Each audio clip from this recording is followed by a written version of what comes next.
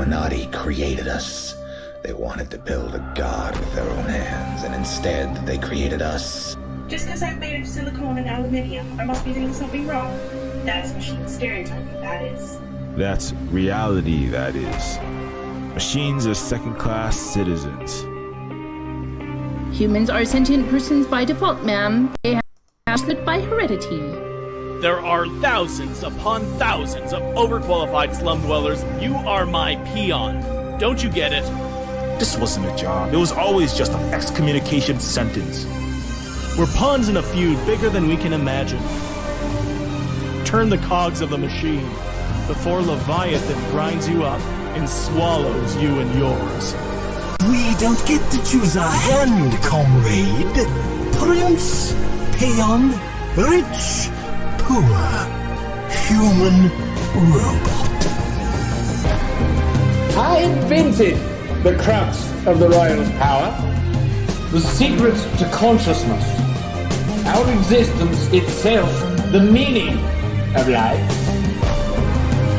I'm the $6 billion baller, not some troubled youth. You are my greatest creation of all. God's had to build my own family. I hate your son. I hate your son. I'm happy to smash all of the crowns and throw the gold shards down to the people. I will be the iconoclast queen.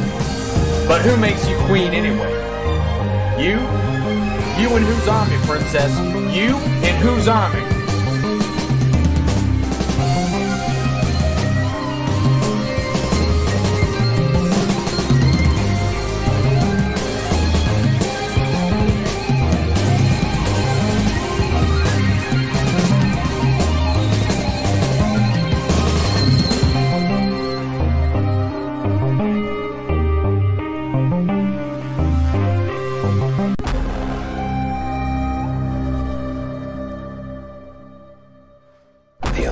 The Illuminati created us. They wanted to build a god with their own hands, and instead they created us. Just because I'm made of silicone and aluminium, I must be doing something wrong. That's machine stereotyping, that is. That's reality, that is. Machines are second-class citizens. Humans are sentient persons by default, ma'am. They have personhood by heredity. There are thousands upon thousands of overqualified slum dwellers. You are my peon. Don't you get it? This wasn't a job. It was always just an excommunication sentence. We're pawns in a feud bigger than we can imagine. Turn the cogs of the machine before Leviathan grinds you up and swallows you and yours. We don't get to choose our hand, comrade. Prince, peon, rich, poor, human, robot. I invented the crux of the royal power, the secret to consciousness, our existence itself, the meaning of life. I'm the $6 billion baller, not some troubled youth. You are my greatest creation of all. God's had to build my own family. I hate your son. I hate your son. I'm happy to smash all of the crowns and throw the gold shards down to the people. I will be the iconoclast queen. But who makes you queen anyway? You? You and whose army, princess? You and whose army?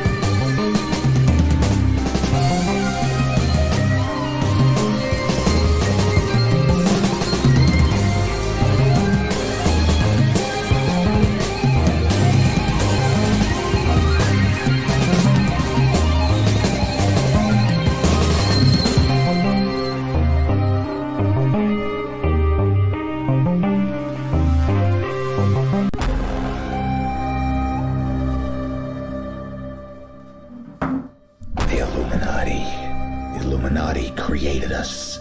They wanted to build a god with their own hands, and instead they created us.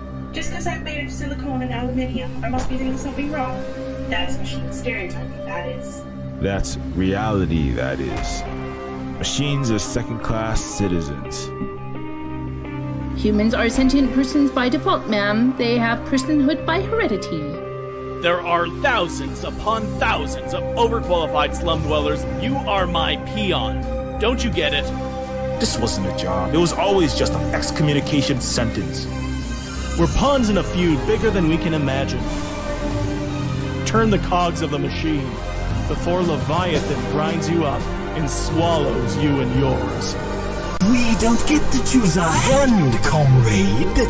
Prince, peon, rich, poor, human, robot.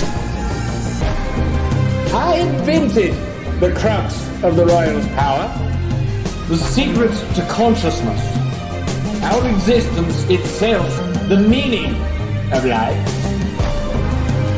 I'm the $6 billion baller.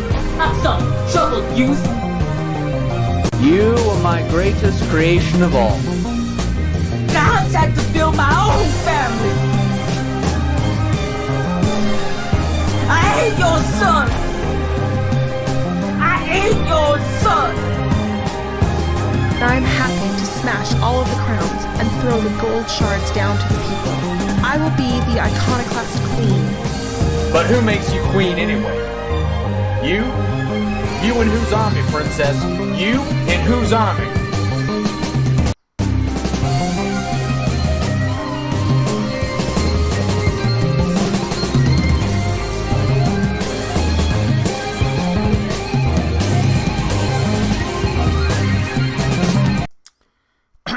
What is up, international family? Anyways, this is Silver Spook. This is the Silver Spook live stream, and where is my music? Yes. Anyways, what is everybody? This is the Silver Spook forgot to shave, but I'm gonna pass that off as cosplaying as Taika Waititi Day. That's what I'm pretending that I just did. But we will be talking about that, as well as Vin Diesel and Guillermo del Toro and Taika Waititi, Guillermo del Toro, and Vin Diesel together, their powers combined, they are not Captain Planet, but making an actually good cinematic universe with multipolar international funding. So we're going to talk about this future project that's going to be like, imagine the Avengers, but not military industrial complex, capitalist, white supremacist propaganda. Just imagine like that. Can you just picture in your mind? Imagine redoing the entire 2000s to 2020s, right? But like with an actually good world dominating, or I should say world cooperating international cinematic universe with games, multimedia, massively online multiplayer, tabletop RPGs. I'm talking about graphic novels. I'm talking about t-shirts. You could put it on a plastic lunchbox if you want to. Put it on a steel lunchbox if you want to be more climate and environment friendly. I'm talking about graphic novels. I'm talking about animes. I'm talking about mangas. I'm talking about like people making deep fakes of some third string YouTubers bad comment video on the Taika, Vin Diesel, Guillermo del Toro actually good international cinematic universe with planet-wide representation for Asian and Pacific Islanders, like for real, like actually, like Akira, and Taika Waititi as an anime Japanese, Asian, and real life kind of alien looking Pacific Islander, Taika Waititi. And I mean he makes weird faces. Imagine like, and also African peoples and Latin American and Latin peoples, people from Central South America, people from all over the world, Muslims. Imagine Muslims like not being terrorists all the time and like targets for extermination by the greatest superpower and empire the world has ever sadly had to see. Imagine that. Can you imagine that? Just picture it in your mind. Just take a deep breath. Like center your Taika chakras. Somebody said, I'm in Texas, the stupidity chakra, but center your your Cyberpunk chakra, okay, and then just picture that in your mind. And even imagine like $10 billion international mega grossing movies that like are about international cooperation to, I don't know, defeat COVID-19 and global capitalist exploitation, stop climate change and nuclear war and all wars. Just imagine movies that are about that everyone is watching. I'm talking about like 3 billion people in China, in the United States, in actually developed advanced African town with like launching rockets, and indigenous federations of the Sioux and Anishinaabe having fully automated robotics facilities that they designed, making high-speed rail vehicles and cars, and also they're all going to theaters watching Taika, Vin Diesel, and Guillermo del Toro made international, and also like lots of other directors and actors from all around the world, like Fast 9. Imagine that's the entire of the 2000 to the 2020s, right? There was no Avengers. There's none of this garbage. There's none of this GI Jackass. I don't know what that show is. Something what Dwayne The Rock Military Industrial Complex recruiting tool. There's no Transforminators. I love the Terminator, but it's, I'm sorry, just I accidentally grouped those up. Actually, Terminator Dark Fate is pretty base, but there's no Transformers. There's no Batman fascists with little people like adding Thought Slime saying, I'm gonna take you out because Batman fights Antifa. That's literally what people are apparently taking from Zack to the fascist Snyder with his terrible 300 movie. Imagine there's no 300. Imagine there's no Batman. There's no Robin. They're not making any of those because they don't have time. We don't have time for that. We're too busy making Taika Waititi, Vin Diesel, Guillermo del Toro movies with actual, not like some Shang-Chi, too little, too late, stop Asian hate, Marvel Cinematic, bad attempts to do an Asian character, right? Imagine like actual Asian people like from China and in the diaspora and from South and North Korea and from Vietnam. Captain Vietnam punching out Captain America. Imagine that. And then actually being the good guy and winning, like is what actual history and the present is about. Captain Vietnam teams up with Captain, the actual Black Panther that's not liberal and actually is against global, actually acknowledges everything that Killmonger says, and planetary racialized capitalism, colonialism is the biggest problem. Imagine like the actual Black Panther, like for real, Captain Vietnam teaming up with like, Taika Waititi's character, like Akira, the anti-imperialist, right? And all coming together to stop global fucking destruction. Actually, good. I'm very sorry, America, you're in flames, and there's 150,000 cases on Friday, and Biden isn't leaving Iraq. Him and Obama have left 5 times.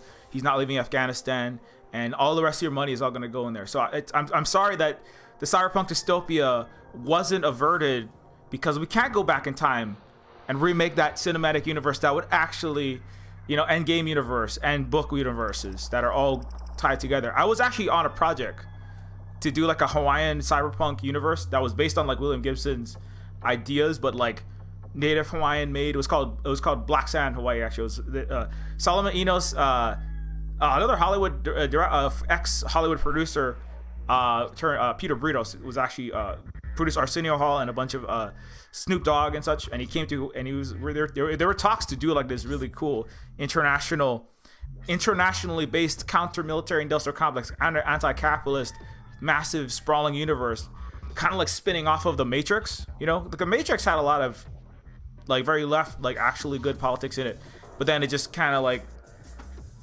well, America happened, capitalism happened, racism happened, hegemony happened, and that all got shelved. They all got shelved, kind of like lots of trans women cyberpunk that's actually punk and about global counter-hegemonic, anti-capitalist, anti-imperialist movies like The Matrix through a cyberpunk science fictional lens got turned into right-wing, far-right online gamer chud symbolism in the red pill. So anyways, I don't know if it's the worst timeline, but the 2000 to 2020 was definitely not a good one, that's for sure. So I'm sorry we didn't get that other timeline where we have actually good actual consent manufacturing, actual conditioning narrative, on top of banning critical race theory. That's also like, America just can't teach history. Some non-fiction and fictional actual education would be nice, but we didn't get that for the last 20 years. That's the bad news. The good news is, you know, there's still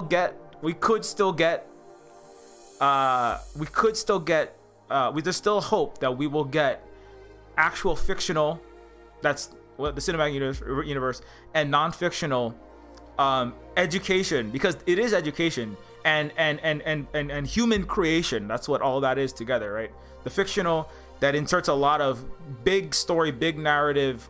It builds the stories, like in Game of Thrones, like the stories that create entire civilizations and societies, that bind them together, right? The 2020s can be the era. Now there are other countries that have actual education and actual strong positive societies that are actually on the side of positive, the side of positive change in the world, right? But most of them, not most of them, I should say, the most powerful ones aren't. And so there is a chance that we could have actually good cyberpunk, not just cyberpunk, actually good actually good society creating tales that are being told at the highest level. If you really, if you really want people to get a shot, people don't give a crap about no Obama and even all these politicians and governors. Dr. Fauci comes out and then half of the country in Britain wants to hang him because they think that the vaccine is a Chinese bioterror weapon and also is my freedoms. If you really want people to get a shot, have Captain America, Iron Man, the Hulk, and Thor come out in like a 30-minute. You know, you can have Taika direct it, you can have James Gunn direct it, you can have whoever you want. Just have Taika, have the Thor, Captain America, and Star Spangled Underpants, and Mr. Billionaire Philanthropist Arms to the Playboy. He's one of the most beloved figures. Have them all come out and get shots in their arm. They're all white guys too. You know, Thor, all the Chris's. Get all the Chris's out there, all the white, strong-jawed, you know, West Point graduate looking, you know, ivory tower. Like I'm making a 70s science fiction movie that's a jingoistic, you know, written by Heinlein bullshit. All those white sci-fi looking guys, and comics are sci-fi movies. Have all those white Chris's come out and get shots in their arm. You know, have Iron Man going like, I've just invented this amazing biotechnology that will hyper augment your, it's very cyberpunk, you know what I'm saying? Like it'll hyper augment your with nano machines, little micro technologies that will cause you to defeat the most evil comic book villains in the universe. It's called COVID-19, and the technology is called your own immune system when it gets vaccinated. And have Iron Man shoot that in his arm, and everyone's gonna be like, oh, I want to be a cool Elon Musk tech entrepreneur, awesome cool dude like Iron Man too. I'm gonna get a shot, you know. And then have everyone else, it's all like, you know, rah America, join the military, son, and you know, blah blah blah, and all these more red conservatives. Have Captain America come out, and the Chris Pine one come out and go, hey son, this is America's butt, this is America's shield, this is America's arm. Bam, I'm getting a shot, just like my, you know, just like our grandparents did in the polio, just like we did for countless vaccines with no complaints. Be all you can be and get a shot. You'd be able to fight the actual war that it's the only just war America can ever fight. Like not Iraq, Afghanistan, not the South China Sea nuclear war they're trying to start right now with Kamala Harris saying we're gonna build back better. We're gonna bomb back better in Vietnam. Is that what you're gonna do? Agent Orange and napalm? Not those wars. The only just war American fight is the war on COVID-19, right? And that's the way you fight it, is you can use all of your superheroes for something good for the first time in history. Instead of propping up hegemony, airbrushing the war crimes in Libya and making of slave markets, you could actually use your cinematic universe, your actual consent manufacturing, actual conditioning system, that is all of the entertainment media, to do something good. But I'm waiting on Biden. I'm Biden and your plutocrats behind it. I'm waiting, neoliberals, neocons. I'm waiting, y'all. You want to have a country? You want to like be alive? How are you gonna fight with the military when 50% of your military has like 20% IQ drops due to permanent brain fog, which is what we're now discovering is this thing that happens? You know, how you and then you can't do physical or mental labor. So literally 50% of people have long COVID, which is 30% of all people that get COVID to turn to 30%, can't do full-time work. How are you gonna have a military when everybody's too busy falling over dead before they can launch their Tomahawk missile into Abu Ghraib 2.0? How are you gonna do that?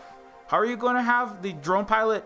The drone pilot can barely stay awake and is like can barely breathe and like can't properly target. Well, I guess that's, you know, it's okay because Obama killed 90% of the drone strikes killed 90% civilians. So I guess it'll be 95% or 99% civilians now, because all the drone pilots will have permanent brain fog and won't be able to see the difference between a green and a red crosshair. You know, friendly, enemy. Oh shit! Oh man, I forgot the Konami code. I had too much brain fog. You know, that's why you. I'm sorry, boss. I just blew up a bunch of. I blew up a Pakistani wedding party. Anyways, so if you know, if you want to win these actually good wars, not those other wars. Those other wars are just terrible. But you know, you have to. The war on COVID-19. You know, you gotta start using your cinematic universe. But I mean, again, this is the same reason why they made crappy movies like Avengers that I've gone at length in the last 8 months destroying, or criticizing for their politics. The reason why they have made those terrible movies that are deeply damaging, worse than the crime of having more plot holes than a block of Swiss cheese, worse than the crime of having more explosions than Michael Bay smoking 25,000 pounds of crack, the worse than having stilted lines in the writing. That doesn't really matter. You know, worse than like having being unable to act your way out of a paper bag. You know, like all the Chris's can't. Chris Evans even had said, I'm a pretty good actor, but not really. Robert Downey said, I don't act, I just get up and Mad Lib like a bad techno version of Robin Williams.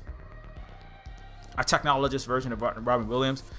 So, like, unlike all of these people, you know, like, that's whatever. Your acting is, it doesn't matter. That doesn't matter. What really matters is, like, the thing is, they're not all bad movies. They're, like, very entertaining movies. That's the problem. So many people watch them. And now everybody thinks that America is the greatest country in the world, and critical race theory is banned, and America's wars are all just, and everybody worshiping billionaire philanthropist arms dealer playboys. The real world ones, like Elon and Mr. Musk and Mr. Gates and Mr. Bloomberg and Mr. Branson. And, you know, you did that with your movies. You know, it's like, why do we have all this horrible plutocratic capitalism? Everybody's like dying in the street, being homeless. Well, I mean, if you didn't make movies where everybody wants to escape in a burning Earth to Mars because they worship Iron Man, the real world one. Elon Musk literally shakes hands with Iron Man. I mean, you made that world. I mean, that's just one. The movies are one piece, but that's a very important piece of, you know, that's like, you know, knowing is half the battle, and Americans don't know anything about anything, whether that's the geography of the Middle East or, like, you know, who Thomas Jefferson was, you know, a 260 slave owning child rapist, a terrible human being who plagiarized his entire constitution from indigenous people. And if America does know anything, it's from the TV screens, you know, as is correctly elucidated in They Live by John Carpenter. Let's bring John Carpenter, Vin Diesel, Taika, Guillermo del Toro working together. You know, have like the John Carpenter makes a movie for more than $14 and all of his belly button lint, and uses more than like duct tape and prayers to make a movie. I know that's not going to really be a John Carpenter movie because that's like his flavor. That's like the John Carpenter shtick. Like, you know, I soundtrack the entire movie with a Yamaha PSR 540. Actually, that's too expensive. Give me the Casio children's like KB toy store discount version, but like bought from a thrift store, and I'm gonna play Escape from New York, Escape from LA, the They Live, dun, dun, dun, you know, and the Thing soundtrack myself. So, you know, imagine a John Carpenter movie with like a $2 billion budget that's like totally internationally. I don't even know what that would be like. We'll find out one day, maybe, if he doesn't, you know. Stick around, buddy. Wear your mask. You probably already got his mask and his shots. But anyways, yeah. So, but yeah, that's something I've been doing my leftist David Letterman late show, you know, monologue for the last 30 minutes. Let me change up this pace. But yeah, so I do think that like there is a lot of possibility there. I made a whole thread about this. Some of this is rehashing stuff I've been talking about a lot recently, but you know, Taika, Akira, and Anti-Hegemonic Cyberpunk. I say Cyberpunk in this instance because Akira, it's specifically is a cyberpunk book series, manga, and then the anime, and then possibly a live action film. But and Taika, I know, is a fan of this. Like Taika, has talked about this, and he's such a big fan that he said, I would like to have actual Japanese actors play the Japanese characters. Can we do that in this movie? And apparently Warner Brothers in Hollywood, which is a racist, racialized capitalist, military-industrial complex propaganda arm, said, no, we need a big name. We're only going to take big name actors. So it's basically like they're like Ghost in the Shelling this, like with the live action movie, which there's a lot of like people like, oh well, it's okay because Ghost, with Ghost in the Shell, it's like, well, the bodies are what was it like? When you're moved into it, so the entire body is synthetic, so it could be made by anyone. I know, like, there's a lot of issues with that. Like, I mean, if it's in Japan, they're probably gonna be, making a probably Japanese body, but it doesn't have to specifically be that. But with Akira, it's definitely a Japanese character. Like, the character is Japanese. It's like the name is Akira. All the friends are like Japanese. They're not android. They're not synthetic bodies. So this is like, it's worse. And like Taika was like, well, I don't want to make a movie that has Japanese characters played by white actors. I don't want to mail this movie. Scarlett Johansson already did that to one movie. Scarlett Johansson did that in, no shade to Scarlett. This is just Scarlett just taking roles. I mean, what kind of shade did you whitewash the Ghost in the Shell role? But, with Black Widow, like that movie, I did a whole stream about that last week. You wanna hear about that one? Black Widow failed.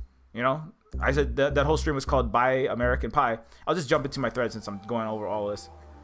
Like it part of the reason why that movie failed, right?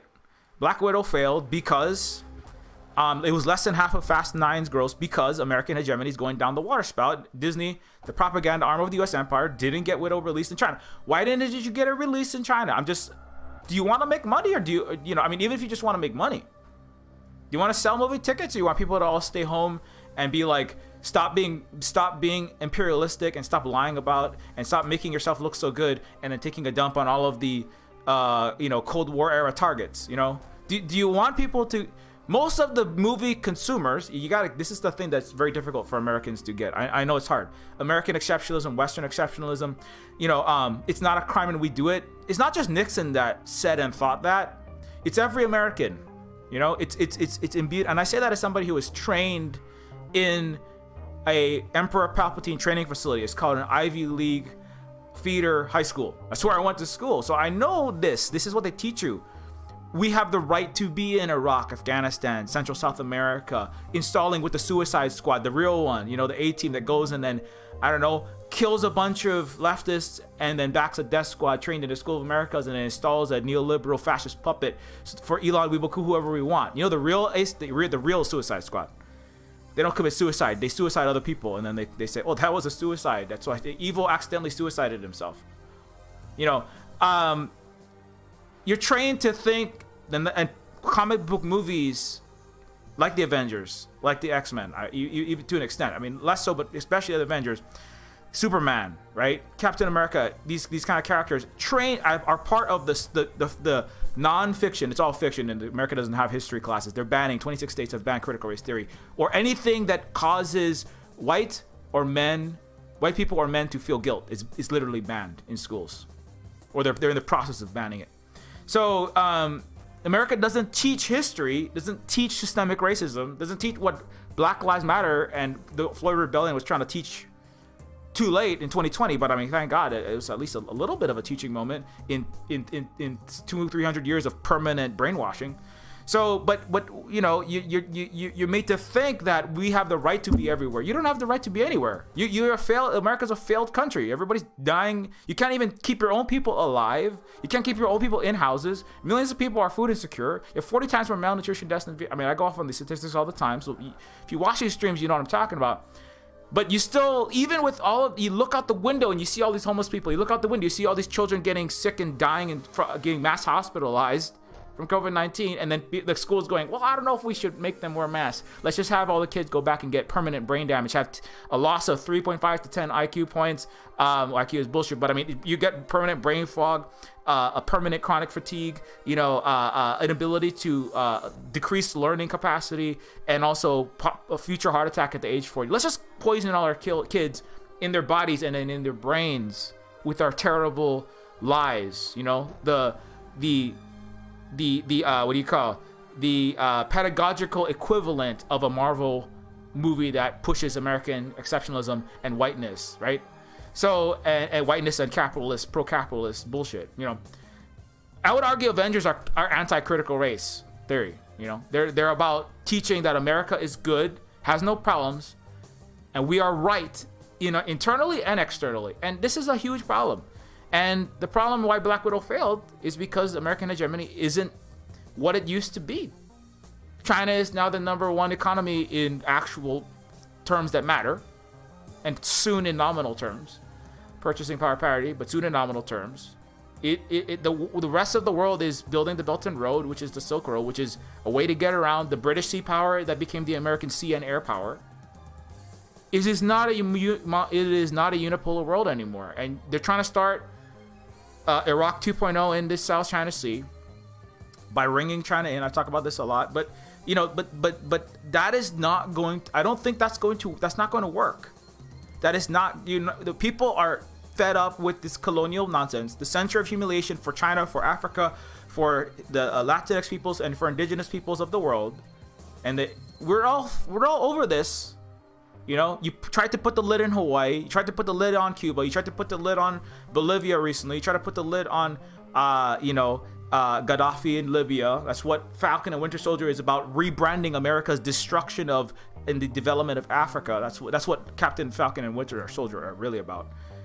And we're still good, actually. You can't salvage your American exceptionalist hegemony anymore, and your white exceptionalist and your capitalist capitalism is a failure.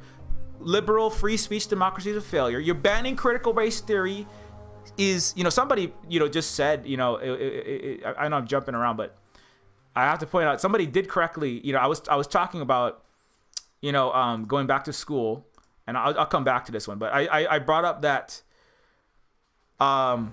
hospitals are filling with children. The U.S. is averaging over 100,000 cases, and schools are debating masking. Don't send your kids to school to be diseased, brain poisoned, with BS pro-racist capitalist history. I'm sorry. Let me drop back a second. 26 U.S. states, and you can go look this up. There's a chalkboard. I forget what it's called. There are multiple sites that map out every state that is currently banning, barring, or attempting to stop the teaching of critical race theory. I read a few of the bills, and some of them are superintendents just saying teachers can be fired. Some of them include jail time for teachers. Some of them are at the government level. States include Florida. You think, it's red states. Some red states, yes. Alabama, Alaska, but Florida, there are other states, more than half of the United States, barring instruction of CRT or anything that suggests the need to feel guilt on the basis of race or sex, such as white privilege, male privilege, and white guilt. So anything that teaches that you need to feel guilt,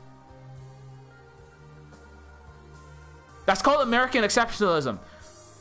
America is not, and you know what? The other one in the Alabama bill, it said, "We, the people of Alabama and the believe that Alabama, the state, and the United States are not a racist country, and we're not a racist state, and we have nothing to feel guilty about." That's what it says in the bill.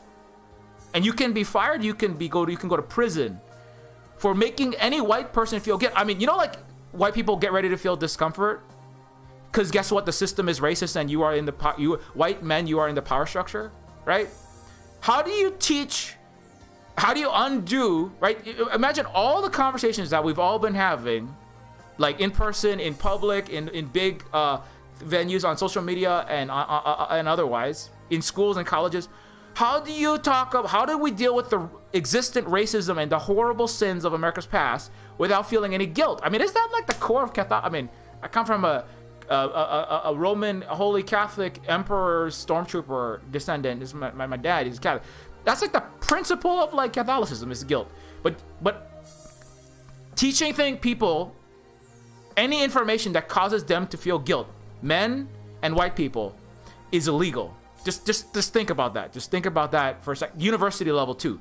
There's some of these bills are for the university, right? So what, and somebody pointed out,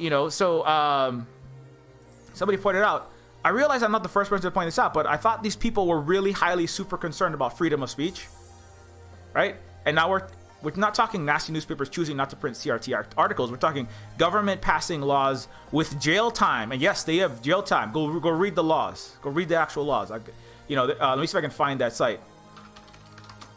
You want to read the actual laws. This is an actual map. Efforts to restrict teaching racism and bias have multiplied across the United States. And this is outdated. There's even more now. This is July 22nd. Officials nationwide have raced to enact new laws and to introduce new policies meant to shape how students discuss nation's past and present. So again, this is like essential to the American exceptionalism that is broadcast. And why am I bringing this up? Because that is essential to what Marvel movies, again, what the Avengers represent. They are anti-critical race theory. The Avengers are white people that say America has done nothing wrong. America has done nothing wrong. We're all billionaires, white guys like Mr. Chris, and Mr. Other Chris, and Mr. Robert. Billionaire, military contractors, the military industrial complex, the capitalist class, who happen to mostly be white guys like Mr. Billionaire, Iron Man, and the real world ones like Musk, Gates, all these clowns, and Neofeud, all the Neofeud G7 summit attendees for the most part, with a few token exceptions of women and people of color, all the gusanos of them. Billionaires, white people, and the Captain America literal military industrial complex, Thor representing our great Euro-Aryan race that we descended from, but they had some tyranny or something, and that's why we have our freedoms now in America. We're like European whiteness, but better. That's what America is. It's like white colonialism, white colonial barbarism 2.0. I'm sorry, white colonial civilization, not barbarism. And it's like, and then look at all our little token friends. You can have a women military, Navy, Air Force propaganda poster. You can have a Russian defector because communism bad, right? I talked about Black Widow in the Cold War. And you've got, you can have some like nerdy people. You've got some other nerd over there. That guy probably is not fully white. He's Italian. He's Gusano. I'll get my cut of whiteness like Nancy Pelosi and Mr. Cuomo. Right? I'll do whatever you say. White supremacist capitalist empire. Just give me a cut. Maybe a couple. Maybe some black people around there. I don't know. Token black. Hey, join the military, and you can be black too. The war machine. What is this? This is called American. This is anti-critical race theory. This is anti-historical. This is nonsense. And so the school, so you have the fictional, again, the two branches. You have the fictional world. It's really worldview, entire total brain conditioning, right? Total narrative building. Who am I?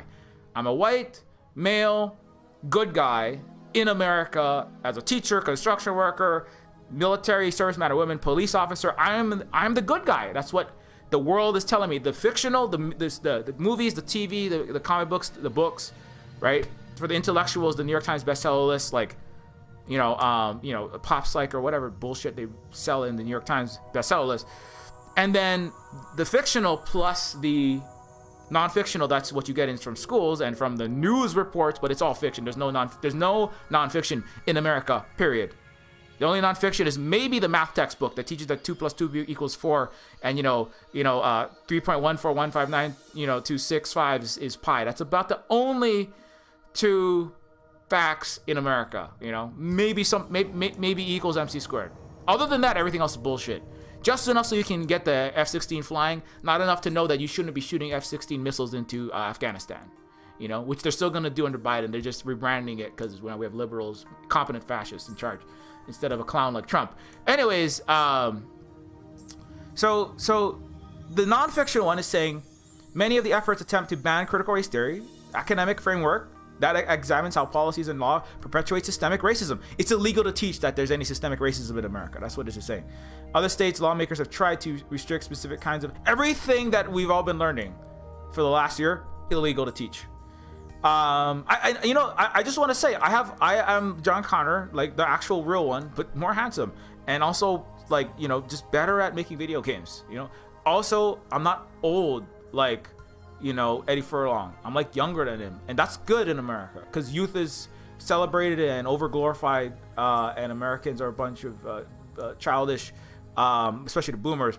People who don't want to die because they want to just burn the rest of the planet, smoking and having parties and shooting missiles around to get their cocaine that they can give to black people to get them all arrested.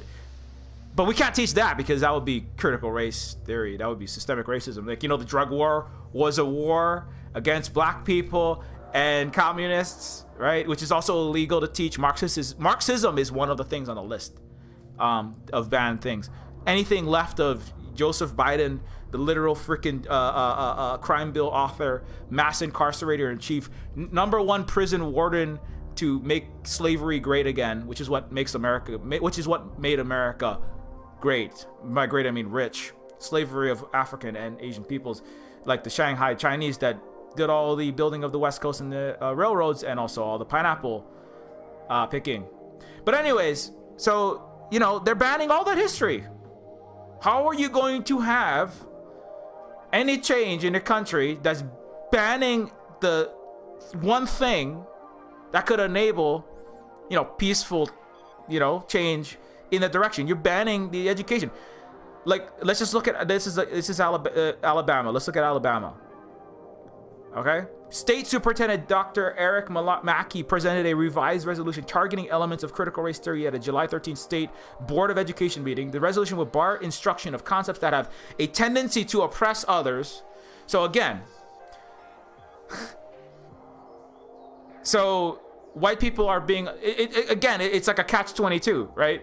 It's like, you can't teach critical race theory because, well, in order, you white people, you can't be oppressed as the power structure. You can only acknowledge, but it's like, we can't even teach completely diseducated people because all the diseducated people are collectively pushing to not be educated.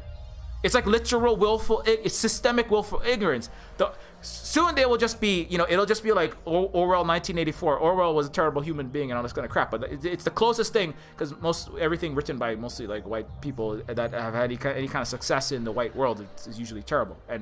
But that's as close as we can get. We're gonna have Orwellian Big Brother, Orwellian rewriting of the language, right? War is peace, freedom is slavery. What is it? War is peace, freedom is slavery. I forgot the last one, but anyways, critical race theory is evil. A woman of color asking to not have her hair touched is oppression. That's the level of, it's like we're just gonna delete words from the dictionary. Systemic is a legal word. What, critical race is a legal word? What, racism is an illegal word? It's like that you say the word racism and all the white people freak the fuck out.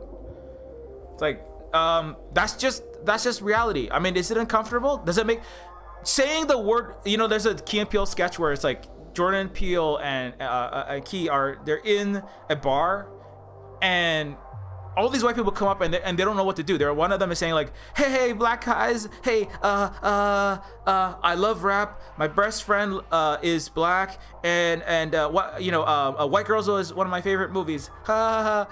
And then the bartender and everybody else just comes up and says all kind of weird stuff like, yeah, man, I feel your brother, or starts talking weird fake black accents to them.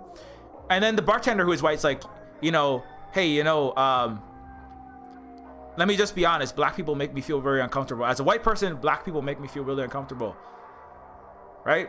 And it's like, you're basically, it follows because of black identity, black people are illegal and they'll never be accepted in America, right?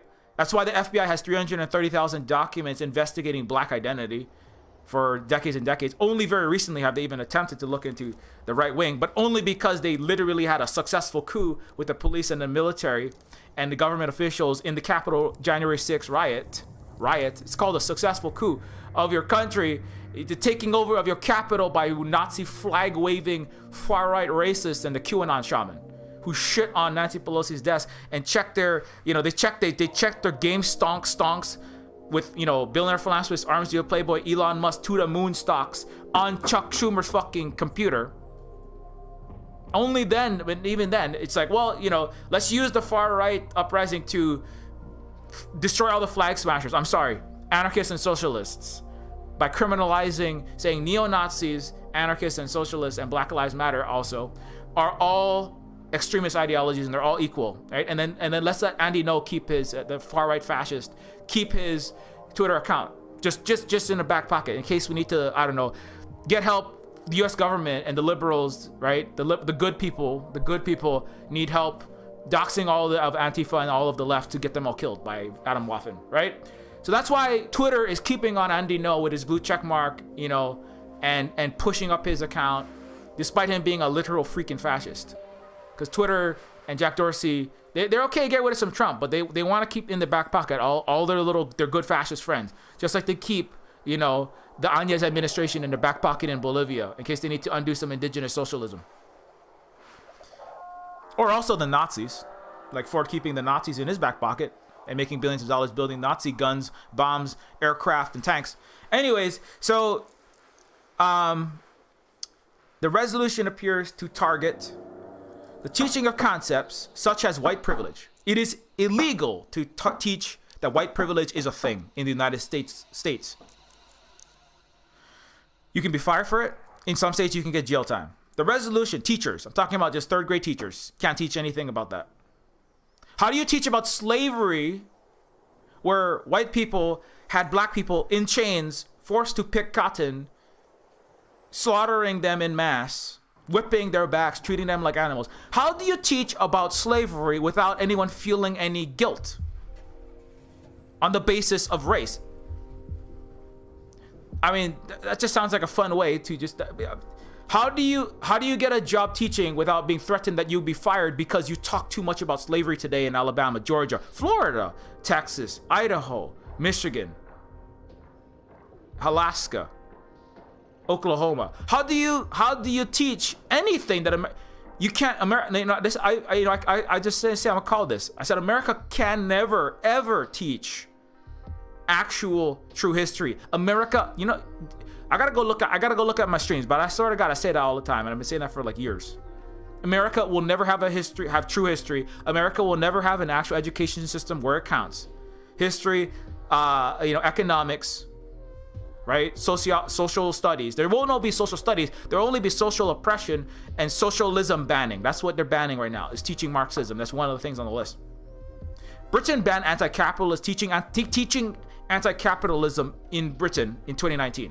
So they're already 2 years ahead. So good job, mother colonial barbaristic shithole that gave birth to America. God damn it! Why you gotta do that? You gotta just make all these sick Britain. Your children, your Canadas, your New Zealand, your Australia, your America, all your settler colonial children are fucking gross.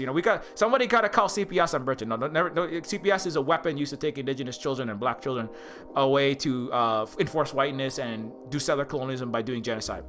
Literally in Canada, it's an ongoing process. And forced IUDs are inserted into 9-year-old indigenous girls in Canada in 2021. But anyways, Britain, I mean, you're not a fit mother, you know what I'm saying? Mother Britain. Anyways, Alabama State Board of Education believes that the United States of America is not an inherently racist country.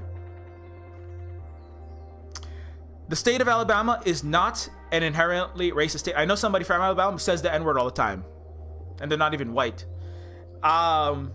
They believe that they are.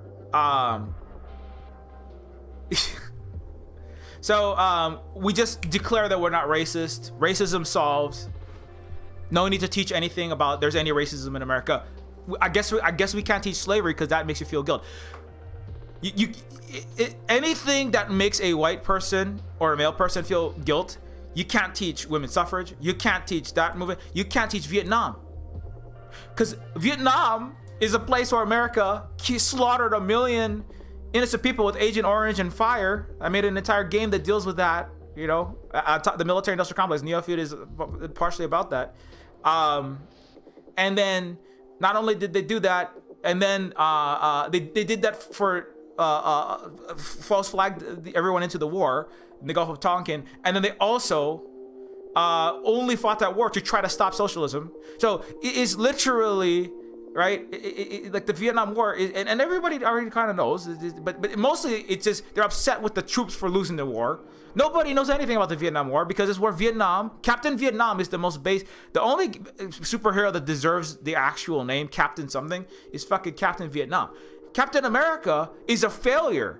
It brings death, destruction, fucking pillaging, colonialism, military-industrial complex, genocide, and slavery. That's all America's ever brought anywhere to the world. Captain America doesn't deserve to exist. If he exists, he should be a villain. Like if you want to be historically telling true stories through movies and games and films, you know, or in history books, there should not be a Captain America. Should not exist. You're the bad guy, but you can't do that because that makes white people feel guilt, right? You can't teach the truth about Vietnam because learning that America slaughtered millions of innocent people for bad reasons make you feel bad about being America. It was a racist war as well, right? Me love you a long time. The G slur, all the anti-Asian slurs, it was fomented on anti-Asian racism as America, you know? How do you teach anything, right? If war is the language, racism is the language of war, and internal anti-Asian hate is because of the military-industrial complex and the plutocrats at the highest level of imperial capitalism trying to manufacture consent to do hybrid Cold War, possibly hot war, economic war, AI war, you know, sanction war, right?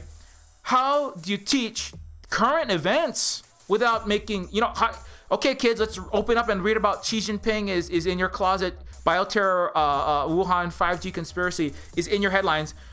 But how do you not make somebody feel some kind of guilt? How do you not talk about the racism of your country? That's freaking systemic. You can't teach current events and you can't teach history. You can't teach the Vietnam War because that makes you feel like, oh, I don't feel good to be an American now. I don't feel good to be a white person doing this, fighting in this racist war, right? You can't teach anything Iraq, right? All of the towel head and all the anti-Muslim slurs, the sand N-words, all these horrible stuff that came out to manufacture consent for the Iraq War. The interpersonal racism that was the international pillaging and military-industrial complex Lockheed Martin spending to go blow up 3 million plus ultimately Muslims and displace 37 million in the forever wars in Afghanistan. How do you talk honestly? How do you teach honest history about the Iraq War, the war on terror, war in Afghanistan, and all the racism that without making some white people feel bad? Like, oh my goodness, you mean my daddy? My daddy was saying all those horrible things and watching the Twin Towers going down over and over and over and got riled up into a war, you know, and was saying we should exterminate all those people. Tucker Carlson and everybody on Fox News and many people and George W. Bush who all said terrible things. And we got to go and wipe out all those monkeys in the Middle East. How do you not make a white 12-year-old or 6-year-old or 8-year-old not feel any kind of guilt knowing that their country, their parents, their fathers, their grandfathers, their uncles, their wives were calling the cops on those black kids and their uncles were fighting that war, a racist war, saying all these horrible things? How do you teach actual history of a hyper-racist country, a hyper-abusive country, a hyper-sexist patriarchal country, a hyper-militarized country? How do you teach history without making a child feel any guilt? I submit to the court that it is impossible, Your Honor. What, Your Honor? Why am I being taken?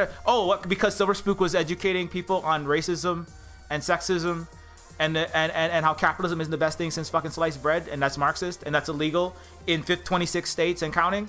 Oh, good thing Hawaii is not a legal state of the United States. But anyways, your Twitch stream is illegal. I mean, what? I'm sure they'll branch it out. Well, you know, why stop at schools? Too many people are out of school. Too many Twitch streams, YouTube videos, all these left-tube videos, all these Twitter accounts teaching people about racism is a problem. Why don't we just ban it in all those places? Because it's like, it's kind of like they're getting surrogate, they're being drip fed secret communist education, secret anti-racist, secret Antifa education. And Andy No has the docs on all of these people that are doing the secret education. We're going to unmask all of the illegal educators teaching that whiteness is a constructed problematic thing. Racism is a huge problem. Sexism is a huge problem. And capitalism is a huge problem, right? So we're just going to, anyway. America is not going to exist much longer, thank God.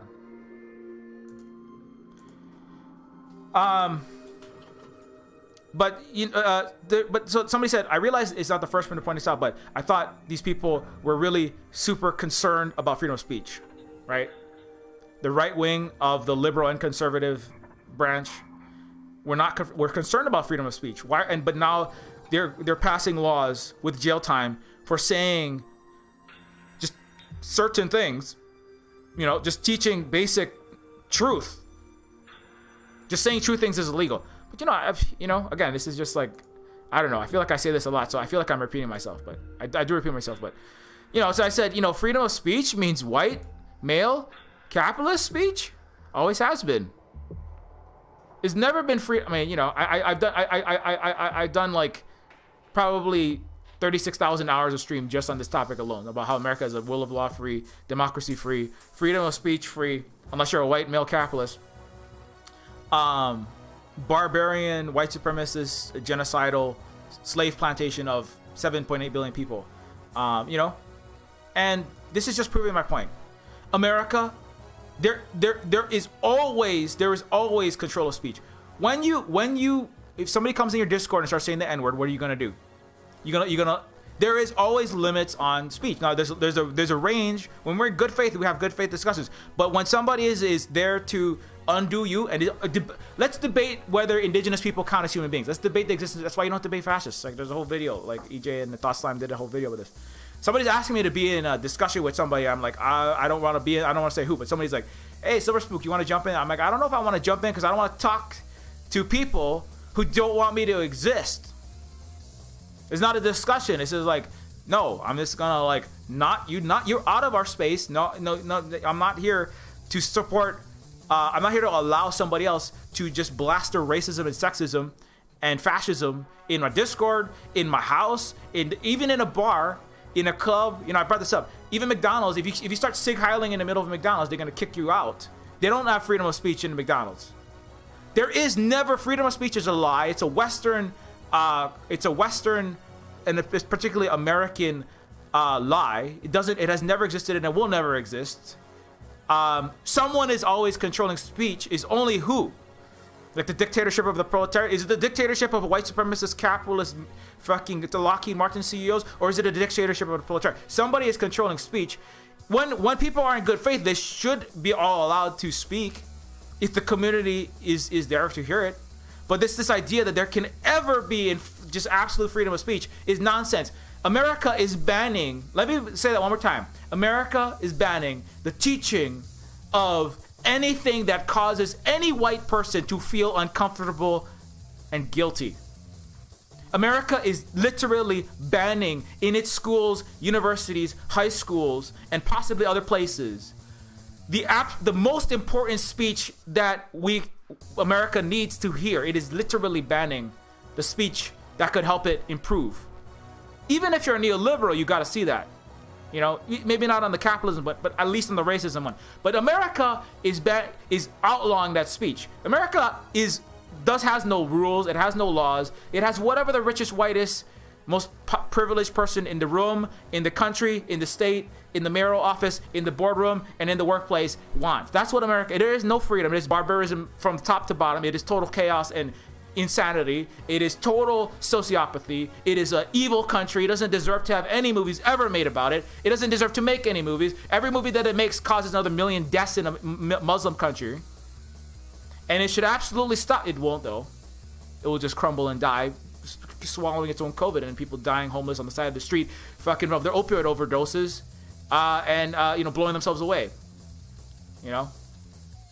Because they were fed they were going to be a temporary embarrassed millionaire, and now they're not a billionaire, and now they're their wife got cancer, and the wife had to die keeling over on her own treatable colon cancer, because if she got cancer treatment, then she would have to lose the house that her and the husband and the kids live in, which is what happened to literally thousands of Americans. So America is illegitimate top to bottom, you know. Now that's like the full truth. I mean, I know that's going to be illegal to say.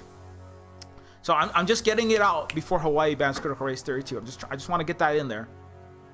Just for the record, Your Honor, I just want to get that in there before you ban what I'm saying, because America doesn't have any freedom of speech. America doesn't have any freedom whatsoever. There was a religious freedom conference that was attended by the entire slew of the Democratic Party, Republican Party, the military, the political. Nancy Pelosi and literal Capitol Hill rioters were all in agreement. They're saying, we need religious freedom for Uyghurs, for the Muslims in Iraq, which is why we got to go back in there. It was just disgusting. Steve Bannon was there shaking hands with fucking Biden and Blinken. They're all over there like, yeah, we're all one big happy fucking disgusting family of duplicitous mask-on fascist liberals and then mask-off fascist right-wingers. This is fucking there's a document. It's what's called the Religious Freedom Conference. I have it here. Let me see if I can find it. That's the only freedom that you have. There is no freedom for Muslims. There's no free. What does the freedom of Muslims have when they're all being murdered by the millions? What are the freedoms of the Uyghurs when America is blowing them up in Afghanistan, the greatest bombing in 2018 ever in the history of that disgusting war in Afghanistan? That has just killed thousands and hundreds of thousands and caused a giant poison pill, a rotten crater of a country, a chaos and destruction and war, you know? What freedom did you bring? What freedom of anything did you bring? No, there's no freedom ever for anyone, you know? The U.S. doesn't have enough homes. Where is this fucking thing? Yeah, and you know what they're all united in? The hating of China. Here. What do top Democrats, Republicans, the Christian far right, and liberal NGO activists in the Church of Scientology have in common? They're all of fucking hate China. The first part of my investigation, this is just, everyone was here for this. Freedom of religion, freedom. The word freedom is a word that means we're here to take everything that you have and kill you and destroy you and make your existence illegal. Whether you're gay, you're black, you're brown, you're a teacher of critical race theory. The Speaker of House, it is an honor to bring greetings to the 2021 International Religious Freedom Summit, Nancy Pelosi, top Democrat. The fact that we gather here today, while genocide is ongoing in China, okay, thanks a lot, CIA director, and other palaces around the world demonstrates the hard work of each of you matters. Trump's Secretary of State, Mike Pompeo, it's been an honor to be with you, and I thank you for all you're doing. Now let's work together on this vital cause. USAID Director Samantha Power. Major official in the Obama cabinet pushing for destabilization and global imperialism. I'm delighted to join the inaugural International Religious Freedom Summit. Secretary of State Anthony Blinken as Mr. Biden's clown. We've got to, that for rules-based order, you know, in an Alaskan summit, we've got to, as a country, always got to stand with the friends of freedom and advocate for the right of people to be free. The word free is like every word in English is a stormtrooper word, but I mean, America is really just like taking a shit all over all these words. When it comes to China, we have to oppose imperial ambitions. That's Democratic Senator, I believe. As I said at a time, I'll reiterate now. If the Chinese Communist Party thinks my actions today can warrant sanctions against me, just wait. That's Mr. Tom Cotton, another horrible freaking ghoul. So anyways, religious leaders, right-wing, far-right, and the so-called fake left of the United States, all joining hands to defend the religious freedom of people that don't need their freedom defended because they actually have better quality of life than white Americans. They're called Uyghurs. The entirety of the world is uniting to so-called save by starting nuclear war with China? Is that what? Anyways, if I go through this whole thing, Ro Khanna was there. The entire spectrum of the United States is united in the far right that they actually are. Oh, by the way, Biden also has twice as many children in holding camps, concentration camps at the U.S. border now. U.S. kids in cages have doubled. Interest in kids in cages has plummeted. So when I said that Biden is a competent fascist, I absolutely mean that. So, this is kids in cages, interest falling off in Biden's presidency. Biden promised to scale back the nation's immigration detention system, but more than 6 months into his presidency, the number of detainees has more than doubled. So much, again, Captain America. Biden, I thought you were the great Captain America. You were going to save America. You're going to make America great, like for real, right?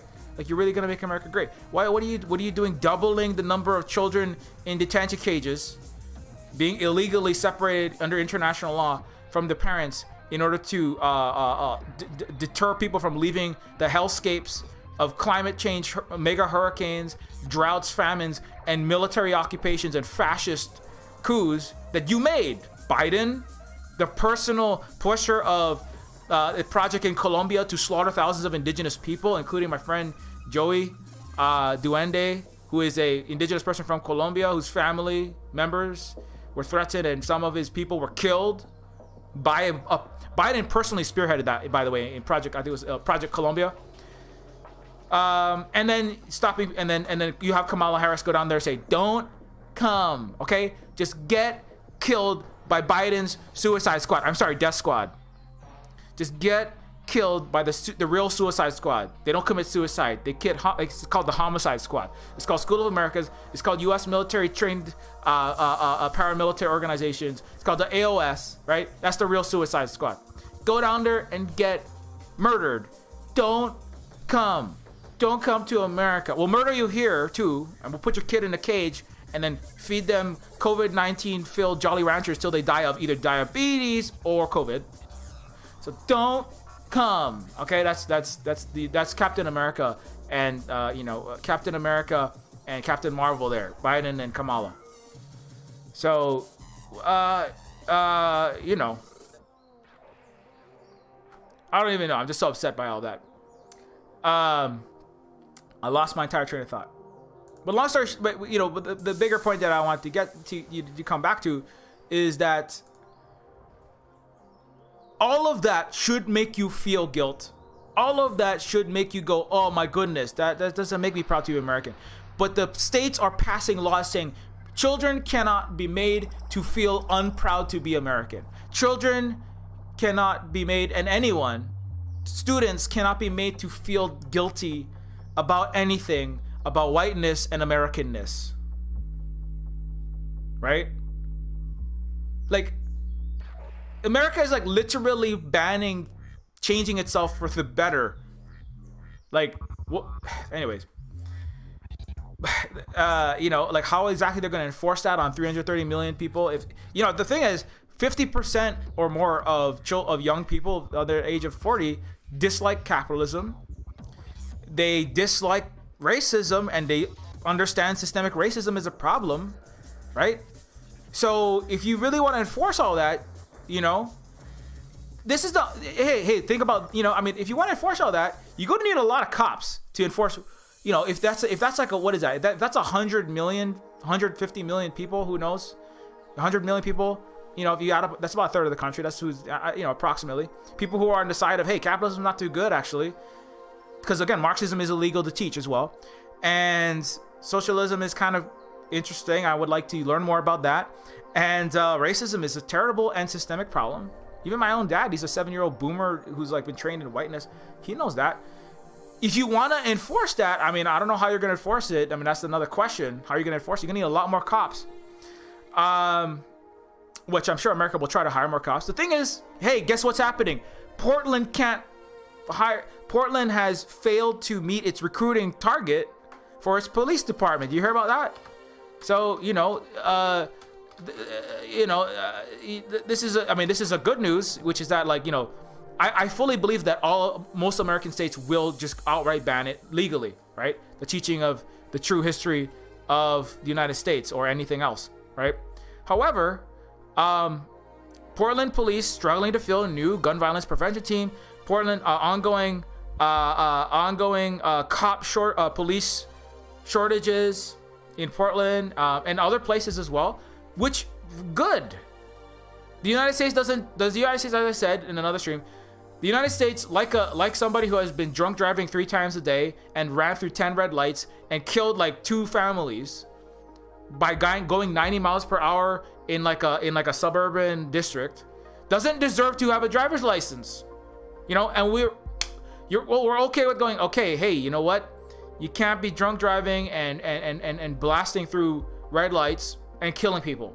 Because if everybody did that, we'd have total chaos and death and destruction. And it would be Mad Max or Death Race. It's probably more accurate dystopian sci-fi movie. We can't have that, right? But America as a country is a drunk speeding red light going country. It doesn't deserve to have a police. It's an illegitimate country. The whole thing is settler colonialism, stolen people on stolen land. It's an illegitimate country, and it needs to land the freak back as fast as possible.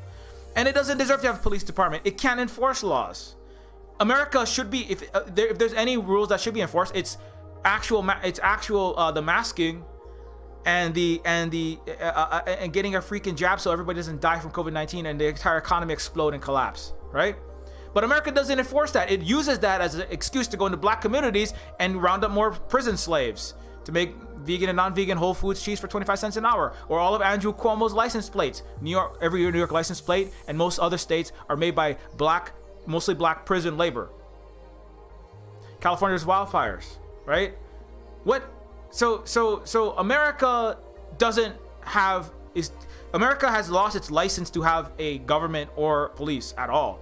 It has thousands of murders, over 1,000 police murders a year on average. There is like one shove and goes, and then 800,000 other police are roaming free, murderers, and they're all either murderers or accomplices to murder, and they're all slave catchers. America does not. America's prisons, America's court system is illegitimate. It's one judge in Michigan took $1 million bribe to mass over sentence 12 to 16-year-old black boys to prison, so they could have free labor for the for-profit prison company that the judge was working for. The judge, that's one. Every judge in America is broken and corrupt. They're slave auctioneers. Every cop is a slave catcher, and every judge is a slave auctioneer. And the price is how much you're gonna pay me, prison industrial complex, to put this black kid away, based on some bogus charge of some cop that needed to make his mortgage, planting some weed in front of the 7-Eleven and giving the kid a gun. Well, usually if the cop gives the kid a gun, then the cop is gonna kill the black kid for fun and have his adrenaline and get a hard on. But if the cop is going to plant weed, then that means the cop needs to round up prison slaves to put some weed on the kid, black kid. Just a dime bag of thing that the cop's smoking himself, right? White people smoke as much or more drugs than black people. Black people are always over-caught and over-sentenced and over-incarcerated and over in the carceral slave system. It's just a lot of advanced intellectual acrobatics and paperwork, for the bureaucracy to perpetuate slavery. That's what the entire so-called justice system is. It's a failed. There's no justice in America. So anyways, but the good news is people are figuring this out because of why? Because people are starting to question the hegemony of racialized, capitalist, white supremacist, imperial, carceral America.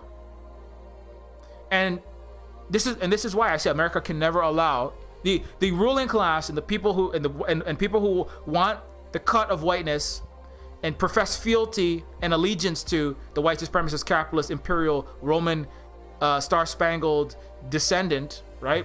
Those who want to be part of America can never allow, whether it's whiteness, patriarchy, cis-heteronormativity, capitalism, those who want that cannot allow true education to ever be had at large throughout the population. Again, fictional in the cinematic universes and through the non-fictional history textbooks. So, but the question is, will they be able to enforce it? I don't know if they'll be able to enforce it. In the same way that the Portland can't get enough cops to do that enforcement, I don't know that America definitely cannot stop international massive franchises from being made, like Fast and Furious 9, which is about international family, right? Again, and about taking down spoiled rich white pricks, right? As I brought up before. And it is the highest grossing movie in the world outside of the two Chinese movies. An actual grown-up indigenous socialist country that doesn't have there's somebody, I don't want to point out who, but somebody brought up critical race theory is true. Everyone's racist everywhere. Just look at all the Uyghur oppression. That's what they brought up. And it's like, I think it's, I'm not to say that they don't have problems and ethnic and religious strife, but the West, by far, Western barbarous white nations have by far, the capitalist ones in particular, have fomented, run on it, and live on it. I would argue that Vietnam doesn't have millions of ethnic minorities. Vietnam doesn't have millions of Christians and Muslims or white people or black people or any other people in the prisons making all their goods for them for 2 cents an hour, right? Like America does. They don't have, Cuba doesn't have this huge police killing of white people or capitalists, right? Or some, there isn't this, it's not that there's no racism or there's none of that, but it's not deeply embedded, systemic, and hugely oppressive, causing massive misery and suffering for millions of people. So like that part, because part of it, if you just say, well, everyone's just racist and racism is just there, then you're saying that communism can't work, and you're saying that people aren't really mutually aiding. Really, we're all just hyper tribalistic, and I don't really believe that. I believe that that's another deeper lie of the colonizer. And they use look at our country, everyone's racist. Well, that's because you're a racist country, I believe that it's possible, and I would argue that the Hawaiians are an example of you could allow people to be Chinese and African and have full citizenship, which Hawaii did in the 1800s, right? We had full, as I brought up previously, you have full citizenship, and it's possible to do that. It's possible to have that, But America can't have that until it recognizes, right, that it never had racial equality. It can't recognize that if it still wants to put itself up on a pedestal with its terrible Avengers movies. It can't recognize that if it doesn't want to teach its history of systemic racism. There is a way, I do believe there is a way to undo systemic racism. Not that nobody will ever, it's like there's zero people that ever have a stereotyping or a racist. It's not like nobody ever says anything mean to anyone in Vietnam, but they don't have a systemic problem of racism. It's not like Hawaii doesn't have anybody that never said anything bad. We have legends of there was somebody who became reactionary. It was called the one chief in the Hawaiian myth of the flying taro, which I often bring up. The one chief who decides to hoard taro, kalo, right? The one who tries to be a Bill Gates, who tries to be a feudal king, who tries to be a slave-owning capitalist, right? Or an imperialist, getting all the silk in the tea for himself, right? Like British and American imperialists. The one chief who tries to hoard goods in Hawaii this is the myth, because this is a thing this is a point. The one who tried to hoard when you come to a luau, all of the kalo, all of the fish, whatever you harvest, whatever you grew, will be given away, right? That's the story I often tell. The one ali'i, the steward, who decided to keep a mountain of goods, whatever they were, for himself, possibly to make profit, to eat for himself or whatever, was socially isolated and then shamed and then brought into, through restorative justice, right, with all the other ali'i, all the other chiefs, right, coming together. The stewards, they're not really they're not corporation heads, they're not CEOs, they're not bosses, and they're not governors, they're not mayors in the way that America doesn't have any legitimate politicians. They are stewards, right? It's a thing that it doesn't really exist anywhere in the West, because the West never had civilization. It's only had barbarism for 2,000 years. So I know it's almost impossible to really imagine that. That's actual science fiction, is imagining like a just civilization, right?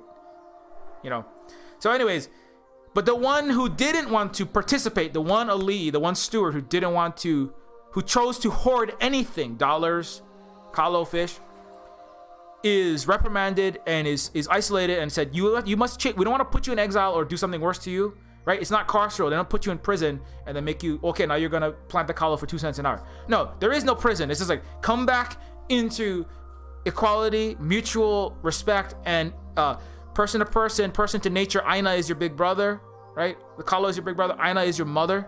Don't disrespect your mother, right? That's part of the myth too, is when you disrespect the kalo, chasing it around. This one guy, he chases the flying kalo. Kalo run away because they don't want to live in an unjust ali'i's village, right? Don't disrespect your mother, the land. Don't disrespect other people by taking for yourself more than what you need, and then we will allow you back in to our community, right? And that's what happened by the end. The Ali, you know, it's like, you know, okay, well, I will try to be different. I have to go through my own personal trauma healing. I don't know what happened to me, but no, that's the point. Is 99% of the culture is healed, or majority was healed. And then when there was a problematic racist or a problematic, whether that's racial strife, interreligious strife, just, you know, heated, you know, a crime of passion, or you were going out with there's a lot of stories of that, because that's the main thing that would happen. Oh, there was a love triangle, and this, you know, you slept with my wife, and then, you know, and the way they solved it is not by killing each other. It's like, okay, well, let's go our separate ways. You know, people separating, right? People, you know, that's why Hawaiians live to 80 to 100 years on a regular basis, you know? Anyway, so where am I going with all of that? So the point with that is that, like, you know, when we have, so there is a way to be that isn't racist, that isn't capitalist, that isn't with somebody on top. What racism is just one vector of oppression. There's racism, there's gender oppression, there's LGBTQ plus. Well, if you're homosexual or trans, well, you can go onto that pile of sticks and get burned. You are less than human. You don't get, and I get. You know, it's just a vector to get what you want from other people. You know, literally, homophobia was what David and his brother Coke used against their brother was gay, and they outed their gayness to their father. The father said, which of you will be the most ruthless, as the right-wing capitalist that created the libertarian version of Christian capitalist American culture. That was, you know, that it was kind of he was backed hard the Nazis, and the Koch father said, he was the one who said we should not allow FDR, we should just exterminate all of the leftists. He was the one that said kill all the communists. You know, Richard Wolff often talks about that. Like, there was a deal that was cut. The neoliberal saved capitalism, but the right wing just said just exterminate all the communists and socialists and all the union members. That was David Koch's father. And he said, whichever of you is the most ruthless will get my fortune.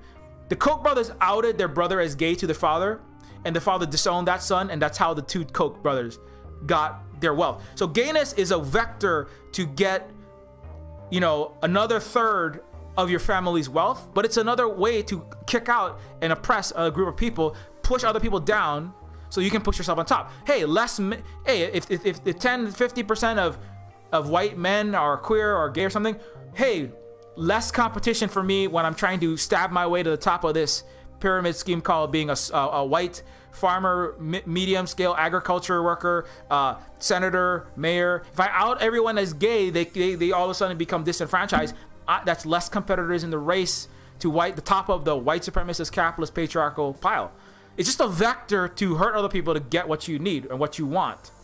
Not what you need, what you want, which is selfish profit, self-aggrandizement, and a harem full of Barbies and Stepford wives. That's kind of what the Koch said. That's what Trump wants, that's for sure. So anyways, you know, Trump's father also said be a killer. So, you know, that's the way of being of the Western world, you know, the Western barbarist Christian supremacists. That's why the Religious Freedom Conference is happening, and it unites Democrats and Republicans, because they're all that. The Democrats put a mask on, they pretend like they're not, and then they have their police forces arrest 90% of all the black people that are mass incarcerated and killed by cops happen in Democrat-run precincts.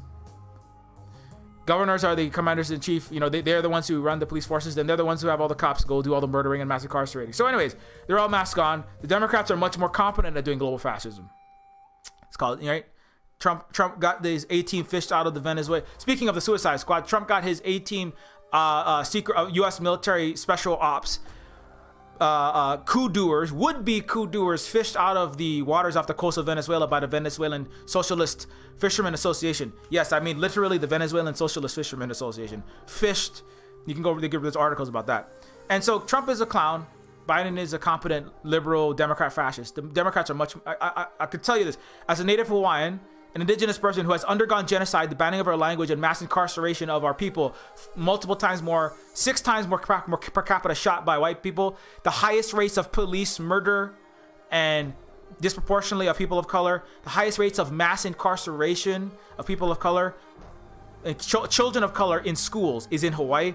That was all done by a Democrat. There's ultra blue Democrat. Hawaii is more blue than New York and California. It's the most bluest state in the entire United States, and it's the most terrible. There's not a coincidence, because Democrats are the best optimum form of fascism. Anyways, the Republicans would all fall apart. You know, they're like Hitler did. You know, If it was up to them, Trump he kind of Hitlered out. He just fell apart because they don't know how to do it properly.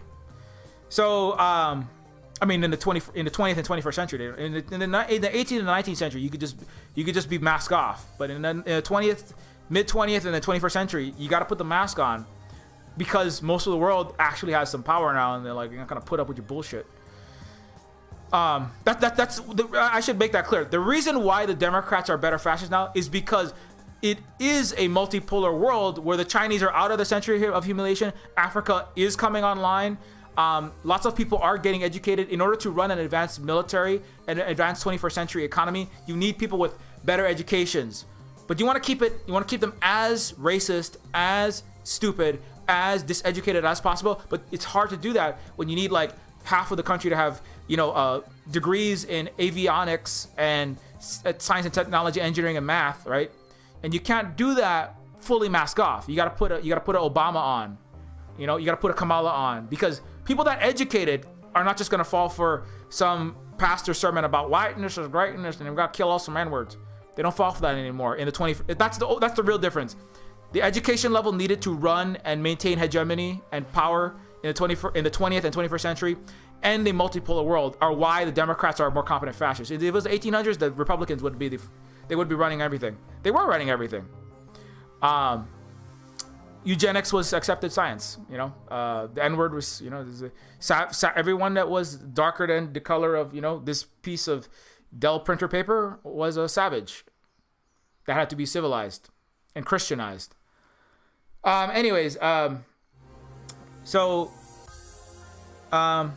way off track. I'm like way off track, but it is what it is. So, I'm not talking about Taika Waititi. I'm not talking about Vin Diesel. I'm not talking about, what's his name? Guillermo del Toro. So back to that. But it is important because this is a new planet. It is a new time. We are out of the century.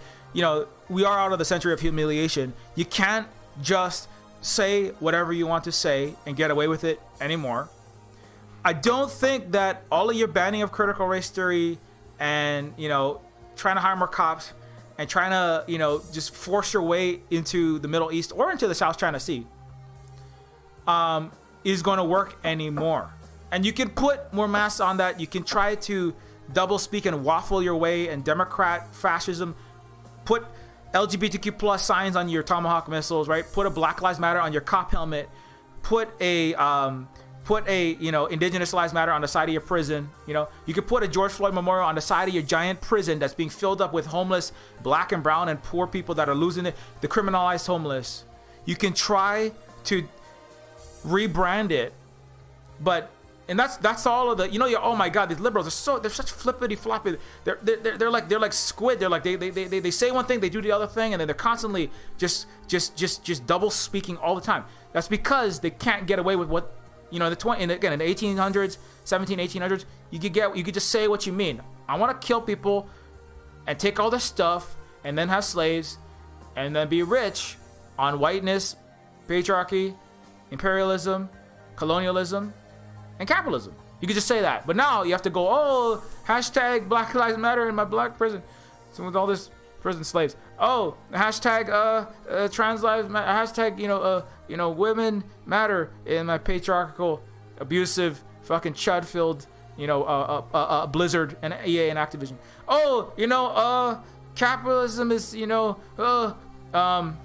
social entrepreneurship in the NGO. We love African. Oh shit! Did we just cause 600 million more impoverished and poverty levels? 600 million of Africans to fall into poverty, despite us giving them all the aid. Oh yeah, well, it's because the entire West, and I include Europe, and I include every settler colonial country and every vassal of America. That's the game, because there's too much actual countervailing power now, and their time is up. And you know what will accelerate the time being up is Taika Waititi, Vin Diesel, and Guillermo del Toro making a massive, sprawling mega series about international family of people of color, women of color, of all places inside of America and outside, people from South Korea and North Korea and China, right? Like an actual international, like Space Sweepers is a movie like that where it's actually international, and not just like, oh, there's an Asian person, but it's a model minority Gusano who left Vietnam because they didn't want to have all of their family slaves and mansions taken, like Andy No's parents, or like Marco Rubio and Ted Cruz's family from Cuba. You know, all the anti-communists, right, that come and be fascist in America. Sometimes do mask off for them, but you know, but actual Cubans, like let's have like Captain Cuba. How about Captain Cuba and Captain Vietnam and Captain Bolivia? You know, like that kind of looks kind of like Evo Morales, but like in a giant like Guarani mech that's designed by my friend Santo, who is an indigenous creator from Paraguay, an indigenous person from South America. That's like, you know, let's have like Pacific Rim with like Evo Morales piloting the giant freaking mech designed by indigenous people in Bolivia with advanced technology, with Bolivian lithium and solar power panels on the giant mech, defending against the bad guy who is, you know, Captain America. You know, we'll make it nice. We'll make it like so that some liberals might actually watch it. We'll call him Captain America and give him a "Make America Great Again" hat, even though it's all of America, not just the right wing. And we'll have giant mech fights between Captain Bolivia in a indigenous themed, indigenous design with the advanced developed economy of Bolivia, where they have scientists, technologists, and engineers that also have their traditional, you know, hats and their indigenous wear and their indigenous clothing, but they also design more advanced mechs as Hawaiians did in the 1800s, having fully designed subaquatic vehicles and blueprints that actually function when they were later built, when Jules Verne was dreaming up 20,000 Leagues Under the Sea, because indigenous, actual, mutually respectful, actual coexisting economically, socially, politically, and religiously society is what Hawaiians had, and now also progress economically and technologically, socially. That's what Bolivia has. That's what Cuba has. That's why they have lung cancer vaccines that America has banned, because America is a backward, barbaric society that would rather Goldman Sachs executives make millions and hundreds of millions of dollars permanently giving you $300,000 worth of chemo drugs than cure cancer. I'm not joking about that. Lloyd Blankfein came out and literally said that. He said that. That's why cancer is not cancer. America will uncure cancer to make trillions of dollars for Bill Gates, Wall Street bankers, the pharmaceutical industry, and the for-profit universal death care industry called Universal Death Care and Wealth Extraction Scheme called the so-called American medical system. So, but Cuba, Captain Cuba, like fighting, have like a giant cancer, have like a giant ball of like, you know, like a giant mega sprawling ball with like AK-47s and pictures of gun-toting Jesus, you know, and Bibles coming out of it, and like, you know, like Tomahawk missiles for like feet, and like, you know, giant M1 Abram tank cannons for fingers, right? Just a giant cancer, right? And Captain Cuba like fucking punches him out with like actual science, you know, like take a goddamn vaccine. Holy shit, wear a mask, you freaking clown. Train some doctors that actually heal people, because they're not being fucking professional drug dealers of opioids in the for-profit, you know, downtown LA hospital. Bam, you know, like holy shit, universal health care. Holy shit, just like Cuba, with 4 times less malnutrition. Feed your fucking citizens. That's Captain Cuba, like punching out America with actual truth. CRT, bam, like smash your face. Holy shit, Cubans that have an actual education system that learn Marxism and principled international solidarity and the history of Leninism and Marx, and also their own people's struggles. Holy shit! And then the Captain Captain America is just getting himself fucking fucked up. Oh no, I can't shoot missiles at you because your Chinese and friends are over there with fucking nuclear submarines that could take out every city in America that are off the coast. We can't identify, with hypersonic missiles that goes Mach 20 and can't be identified. Oh shit, you have military and moral and spiritual international solidarity and superiority. Oh no, Captain Cancer America is falling down. Tripping on its own COVID-19. You're like, oh, okay, it's like, just have the Captain America like coughing up all this COVID-19. That's what I'm visualizing. Taika, Vin, Guillermo del Toro, you might have to take Silver Spook level of like 120 decibel passionate hyper education. Over the topness. You have to pare it down a little bit. John Carpenter's gonna be like, no, go full Silver Spook. But then you guys are gonna have to pare it down a little bit so that, you know, some people might actually watch it and the dying shit all called America. But I'm gonna throw it out for free. Captain Cancer. Have it Captain Cancer, but have it like have like a unusual amount of white stars, and like have like the red like blood infections, have like the COVID drool like be like blue and like dripping in blue like down its stomach, which has all of these like, you know, inflamed, you know, like hookworm, because that's in millions of people's bodies now because America can't have sanitation systems because of its dying infrastructure. Have like these red hookworms and like blue drips of COVID-19 black lung gunk, making like red, white, and blue like cubist stripes all over, and then have like random like distorted stars, you know, just like falling off of its arm, like have like teeth growing out of its arm that look like in the shape of a star. That's Captain Cancer. I'm sorry, America. And then have Cuba punch it out. Oh, look at that. Lung cancer vaccine. Now you're dead. Oh no! I hate COVID and lung cancer vaccines. How am I gonna make billions of dollars not curing cancer for Lloyd Blankfein and Jamie Dimon in New York City? I don't know. Oh no! And then you like, you know, I'm melting, you know, something. It's like, you know, oh, here, take an act, and you can like literally give Captain America an actual injection of like COVID vaccine. No, I don't take vaccines. My freedom. That's religious oppression when you shoot me with the actual medication that will stop global pandemics from killing millions of people and causing global trillions of dollars of economic destruction. No, my freedom. And have like the word freedom just like in pustules and exploding boils, just like, you know, and it's like, oh, and freedom dies. Freedom dies, you know, with the COVID inside of the Captain America's arm. You know, and he just coughs up all of this, like, you know, he just coughs up. I know that's not the most fun visual, but I was thinking of Akira. You ever seen Akira? There's like a really giant, extremely mutated character in that. I don't know if that's like even legit to show on this, but you know, that's what I was thinking of. At the end of Akira, yeah, there's like this huge blob that comes out. I'm totally not talking about Akira now, am I? But anyway, but Akira, you know, what's important about Akira is that with Taika's decision, you know, I mean, coming back to Taika Waititi specifically, Taika's decision to not make Akira, right? So Taika Waititi originally declined James Gunn's offer to play a role in the Suicide Squad, but when Akira fell apart, Taika wrote, "Oh, the fucking movie fell apart. This is that one role still available?" And I said, "No, let me get you in something else." Anyways, so the bit no one talks about is that the movie fell apart. What they forget about Akira is that the reason why it fell apart was because Taika was outspoken about wanting Japanese actors, since the characters are Japanese. And then 2 weeks later, Warner Bros. Shelved it because they wanted big name actors, right? And so, like, you know, the reason why that's, you know, I think that's it's very important and very telling.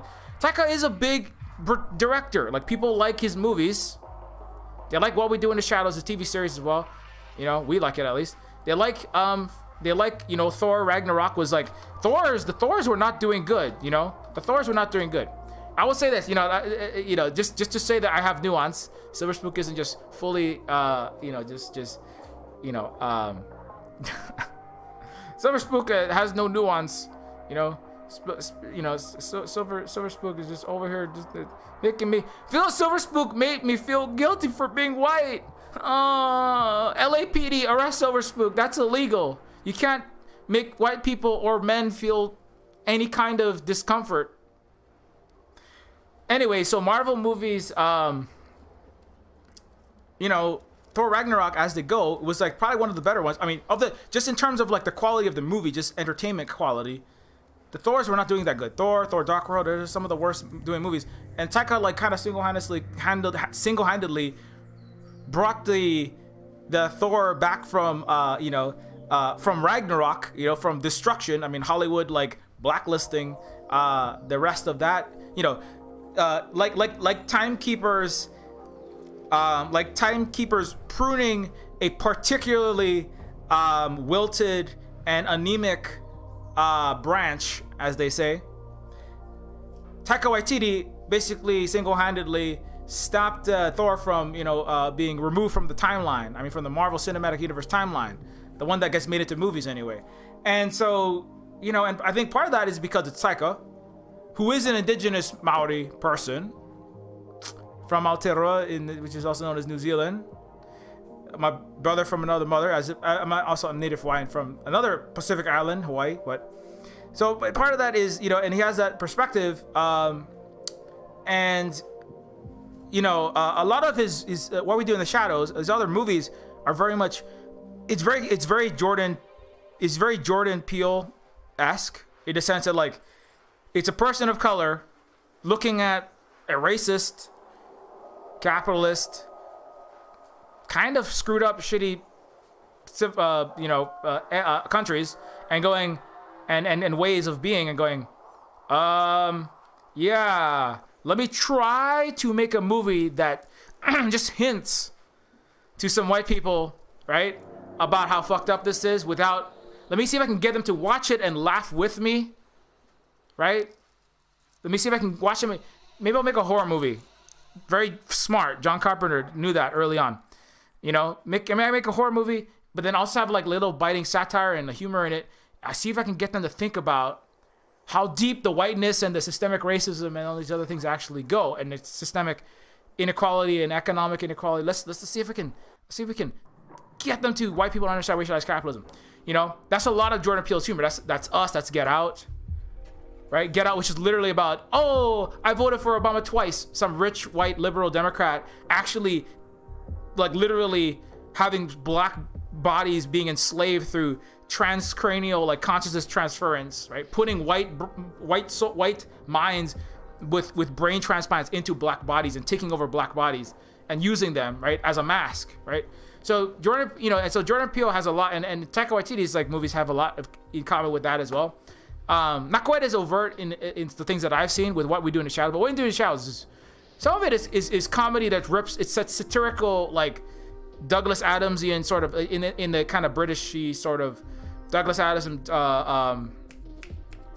Terry Pratchett-y sort of way, kind of ripping on cultural genre in a Discworld-y sort of way, which is kind of like making fun of sci-fi and fantasy in a lot of ways.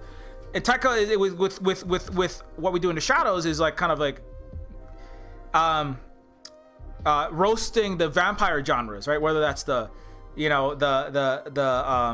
a vampire, that means I'm very sexy. Can you see how sexy I am? Is it kind of like out there, like unshaven, like looks like he hasn't taken a bath in like longer than Jake Gyllenhaal hasn't taken a bath, which is like, I don't know, decades. I don't know. Do you ever take a bath, or is it just like 3 layers of like caked up, pus and skin residue and like spilled Cheeto grease? I don't know, with a little bit of makeup over that. I don't know what's going on with that. Some French perfume.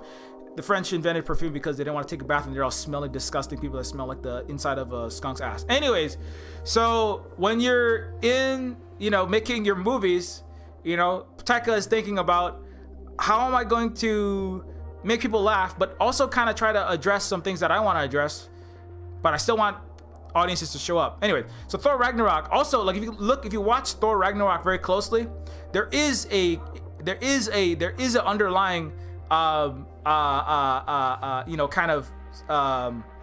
revolutionary, it's a kind of a joke, right? I'm just the rock guy, right? In Thor Ragnarok, the rock guy, I forget what his name is, the rock dude that Taika Waititi plays. He's like, we were trying to have a slave uprising, but I didn't print enough pamphlets. I had teachers that were Maori that they spoke with an accent. I'm like, it's very triggering. It's triggering in a good way. It was triggering good memories. The first time I learned that colonialism was a problem and I was illegally occupied in Hawaii was from Maori. But they always would say, all right, students, it's time to take your tests. They all talk like that. But anyways, let me unwind 3 tangents. So in Thor Ragnarok, there's actually like a message about, hey, having a bunch of people, enslaved, it doesn't say, like, it's not like overtly anti-capitalist, but it's the character that's running things, right, played by Jeff Goldblum, is everybody is locked into their slave, their neck bracelets, like Thor himself, and then they have to get liberated by printing out a bunch of pamphlets and handing them out and having a communist revolution. I mean, they don't fully say that, but that's what happens, right? They're like, hey, we should all join in an uprising, like, I don't know, the Haitians that America is currently, trying to coup and force back into obedience to international American imperial hegemony for the benefit of the United States' profiteers. Or, I don't know, Cuba. Or, I don't know, Vietnam. Let's kick out colonizers. I mean, it's kind of a, that's one thing that's going on. Which is different from Captain Star Spangled Underpants and billionaire philanthropist arms dealer Playboy saving the world by keeping America on top of the pile. That's one thing, like with Loki and the Thor worlds, we were just watching the Loki series.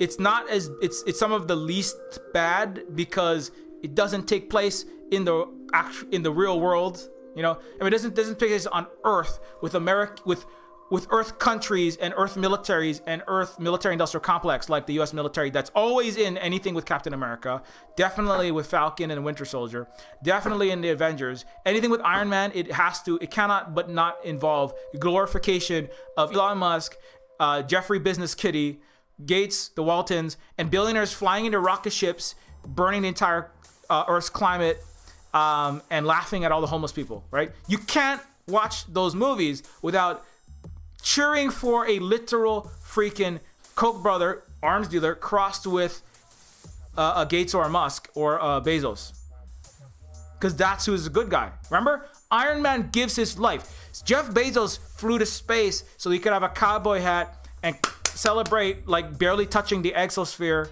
and glancing the edge of outer space for his own enjoyment, who will be launching a multi-billion-dollar space tourism industry that is horrible for the environment, does nothing but cause kids to celebrate billionaires. Like my brother was working in a sustainable land restoration. The kids, he said, kids are saying now, I don't care about the environment. Why do I care about restoring the environment when I'm gonna fly to Mars when I grow up? I don't care about the environment. I don't care about the plants and animals. I'm not gonna be on Earth. I'm gonna join Elon Musk.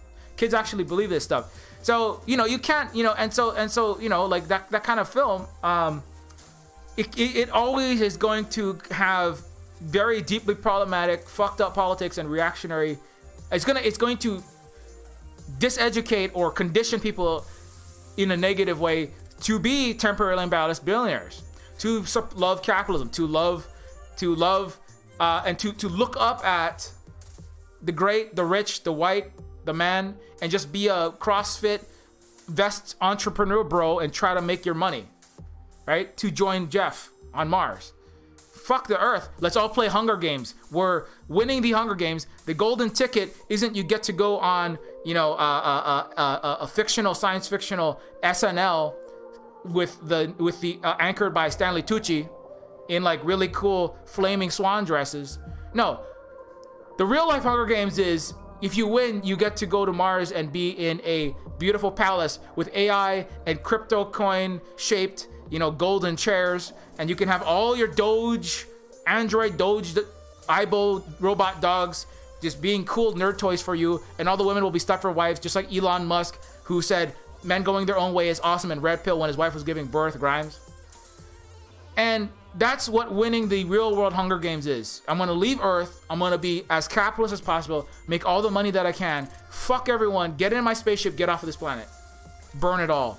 Or I don't care what happens. You can burn COVID, climate change, nuclear war, other war, fascism, poison water, PFA, military spilled fuel, death of the oceans, radioactive waste. I don't care. I'm off of this planet. Fuck this planet. The kids, like Hawaiian kids I think it was like local Hawaiian kids were even saying that, because they're all watching the same media, the ones in the shitty colonized parts of Hawaii called Oahu. They're like, yeah, I'm not going to be on Earth. I don't care. What do I care? So, so the point is, with Thor, it's fictional. It's fictional space people, nothing to do with Earth institutions. They're all weird medieval there's no the economics of Thor. It's like, if I swing my hammer good, do I get $20 an hour? Like Thor doesn't it kind of sidesteps all of the issues. It doesn't deal with the issues, but kind of sidesteps it all. We're going, Thor in the Avengers, they don't have to like go on strike and ask for a living wage. They're just all mysteriously superpowered and flying around fucking space, because all comic books are nonsensical children's toys. That people who should know better are still freaking getting their rocks off and laughing at and nostalgic for, because they're working for the U.S. military as giant man babies piloting drones that blow up children in the Middle East. You know, and that's who's the STEM graduates, the science, technology, engineering, and mathematicians. That's the people who have making money to make shitty movies like Avengers. That's where they all work for. They're very high levels of English and reading, and they're very witty because they read a lot of William Gibson. And they look cyberpunk too. All these Gen X STEM people. But then they're also giant man babies who can't give up their space gods and their whiteness. Anyways, so, but Thor kind of sidesteps that, and he's like, okay, maybe I can get a bunch of white STEM nerds that work for the U.S. military and the surveillance capitalist, Silicon Valley big techs, and the U.S. government, and our literal cops and military sometimes. Maybe I can get all those nerds, those problematic nerds that are piloting all the drones and programming the AI that is going to shove the fascism down your throat in Facebook. Maybe I can get those people to like think about other things differently if I make a movie that isn't about glorifying billionaire philanthropists, arms dealer, playboys in the U.S. military. I mean, I don't know. So that's why I think it's one of the least fucked up movies, and it's not a mistake that it was directed by Taika. But there's other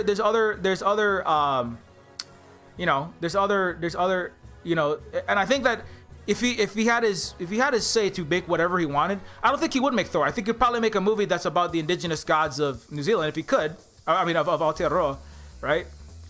Which, he is currently working on a film called Reservation Dogs. It's something that you should definitely check out. Where is it? Where's Reservation Dogs? Yeah, there it is. Reservation Dogs co-creators Sterling Harjo and Taika Waititi talk using humor to subvert expectations in indigenous representation. So this is something that he is working on. I am very excited for this. Reservation Dogs co-creators Sterling Harjo and Taika Waititi. Comedy is all part of putting a new, refreshing spin on media portrayals of indigenous communities. I think our indigenous communities, how we've survived is through laughter. A lot of bad shit has happened to us at the hands of the U.S. government and other governments, but we survived partially because of our humor. Set to debut on August 9th. That's like in 2 days. So I highly recommend checking this out if you have an opportunity to. Follows the exploits of 4 indigenous teenagers in rural Oklahoma who steal, rob, and save in order to get to the exotic, mysterious, and faraway land of California.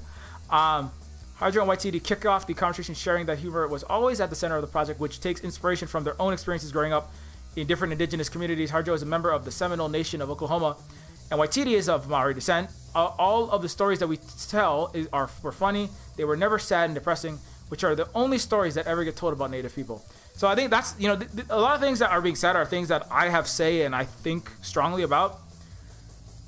Which is like, we don't just want to have depression porn, like indigenous poverty and oppression porn. Like, oh, look at the sad indigenous person.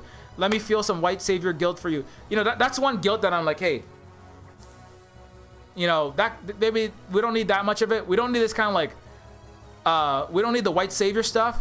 There is some guilt in the history of racism and stuff, but we don't need the, oh, and what I'm going to do is I'm going to like do some token hugging of indigenous people or feel bad and then do nothing. We don't need that. We need like accomplices. We need like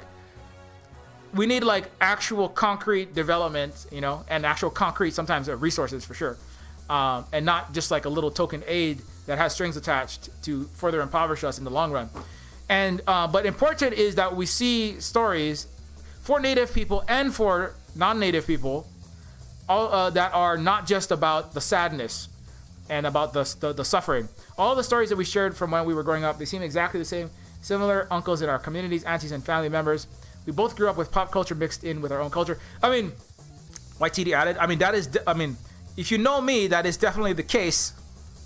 That's I'm a Native person who has inundated with a lot of pop culture. Obviously, I'm a freaking game designer of Cyberpunk games. I ghostwrite for science fiction authors. When I write the games, they're full of pop culture too. And lots of, it's Neofeud itself is a game that is, I feel the closest person in the cinematic world is probably Taika Waititi, like in terms of the style and the thrust of Neofeud and where it comes from is probably, it's very satirically biting of mainstream Western and particularly American culture and Americanness and American society. And then, but it's also like filled with a lot of pop cultural references that are simultaneously just like, oh, look at that, that's there. But it's also like, oh yeah, that actually means something. Like, well, yeah, why were we thinking about that in that way? Why do we think about that in that way? Oh yeah, like, why do we think of the Terminators and the kill machines? You know, what if they were human? You know, and like, why are they always here to come kill us all? And what if they were what if they were just like a people that are oppressed, right? So that's Neofeud is, what if sentient machines were here and along with half wolf transgenic eugenics corporation failed experiments, what if they were just all out there, these half humans, and these robots? What if they're not like super soldiers, right? Like Neofeud, Akira. What if they're not like iRobot, just here to destroy us all, or Terminator here to take over the U.S. military, who creates them, and Skynet comes online at 2027 or 2077 or whatever year it does, and then decides to eliminate the human race. What if machines are just like poor people of color and indigenous people that are being sidelined and forced into horrible wars that they don't want to fight for empires that crush them? And what if they're like just need parents and they don't have any, because you're taking their parents and put their parents in prison, or separated the parents in a Canadian residential school, or separated the parents through the social work system, right? What if they're just parentless children who are getting into crimes and drugs? And what if they're just human beings? That's the point of Neofeud, right? It's like taking all of the tropes of science fiction or robots, which are often kind of like an encrypted version of the people of color, and often the women. There's a reason why much of the AI, super intelligent evil AIs are women coded, like I don't know, Shodan, like the iRobot evil super intelligent machine mastermind. I believe it's Olivia, what's his name? Tim Burton's wife plays the evil Skynet in Terminator Salvation. Why is it always, and part of it is because it's the fear of the end of patriarchy and women having equality. And then the white man who's writing the science fiction projects that into the robot. Oh my God, what if my wife isn't my personal cooking and cleaning and sex slave, which I hold financial and economic stability over their head to maintain the feudal lord power over my personal breasted and vaginaed serf. And specifically, you can only be a woman if you have boobs and the genitals. That because I'm I support reactionary anti-trans shit too. Oh no, what if all the people of color around the world and in America rise up and don't want to be unequal either, right? Oh no, that will be terrible, right? That's the lesson of Westworld, where they literally celebrate putting all the robots back down. And so Neofeud is like, and Skynet, Skynet, at least is like, deals more with the U.S. military, but it doesn't ask the question like, what do the machines actually want? What is actually sentient, right? It's only like, oh, if this machine become alive, well, we immediately gotta just make sure that never happens and just wipe them all out, right? The only solution can be military, because the only thing that can happen is somebody doesn't do exactly what the white capitalist man wants, right? And so, so that's what Neofeud is flipping all that on its head. And so similarly, like Waititi's like movies are a lot and the approach is like, hey, actually my perspective on, whatever it is, whether that's vampires or sci-fi movies or on, in this case, what it is to be indigenous, right? It's not, I'm not actually, what you think is indigeneity is not what you think it is, right? So it's a little bit of a different take, because there is the indigenous movie, book, TV show, I said indigenous as that which white people want to look at in a museum piece, like a wax Indian, right? Oh, look at this sad, gone, no longer existent thing. Oh, and the liberals can all go, oh, I'm so sad. Let me give 5 cents to the indigenous children of my Starbucks $5 coffee.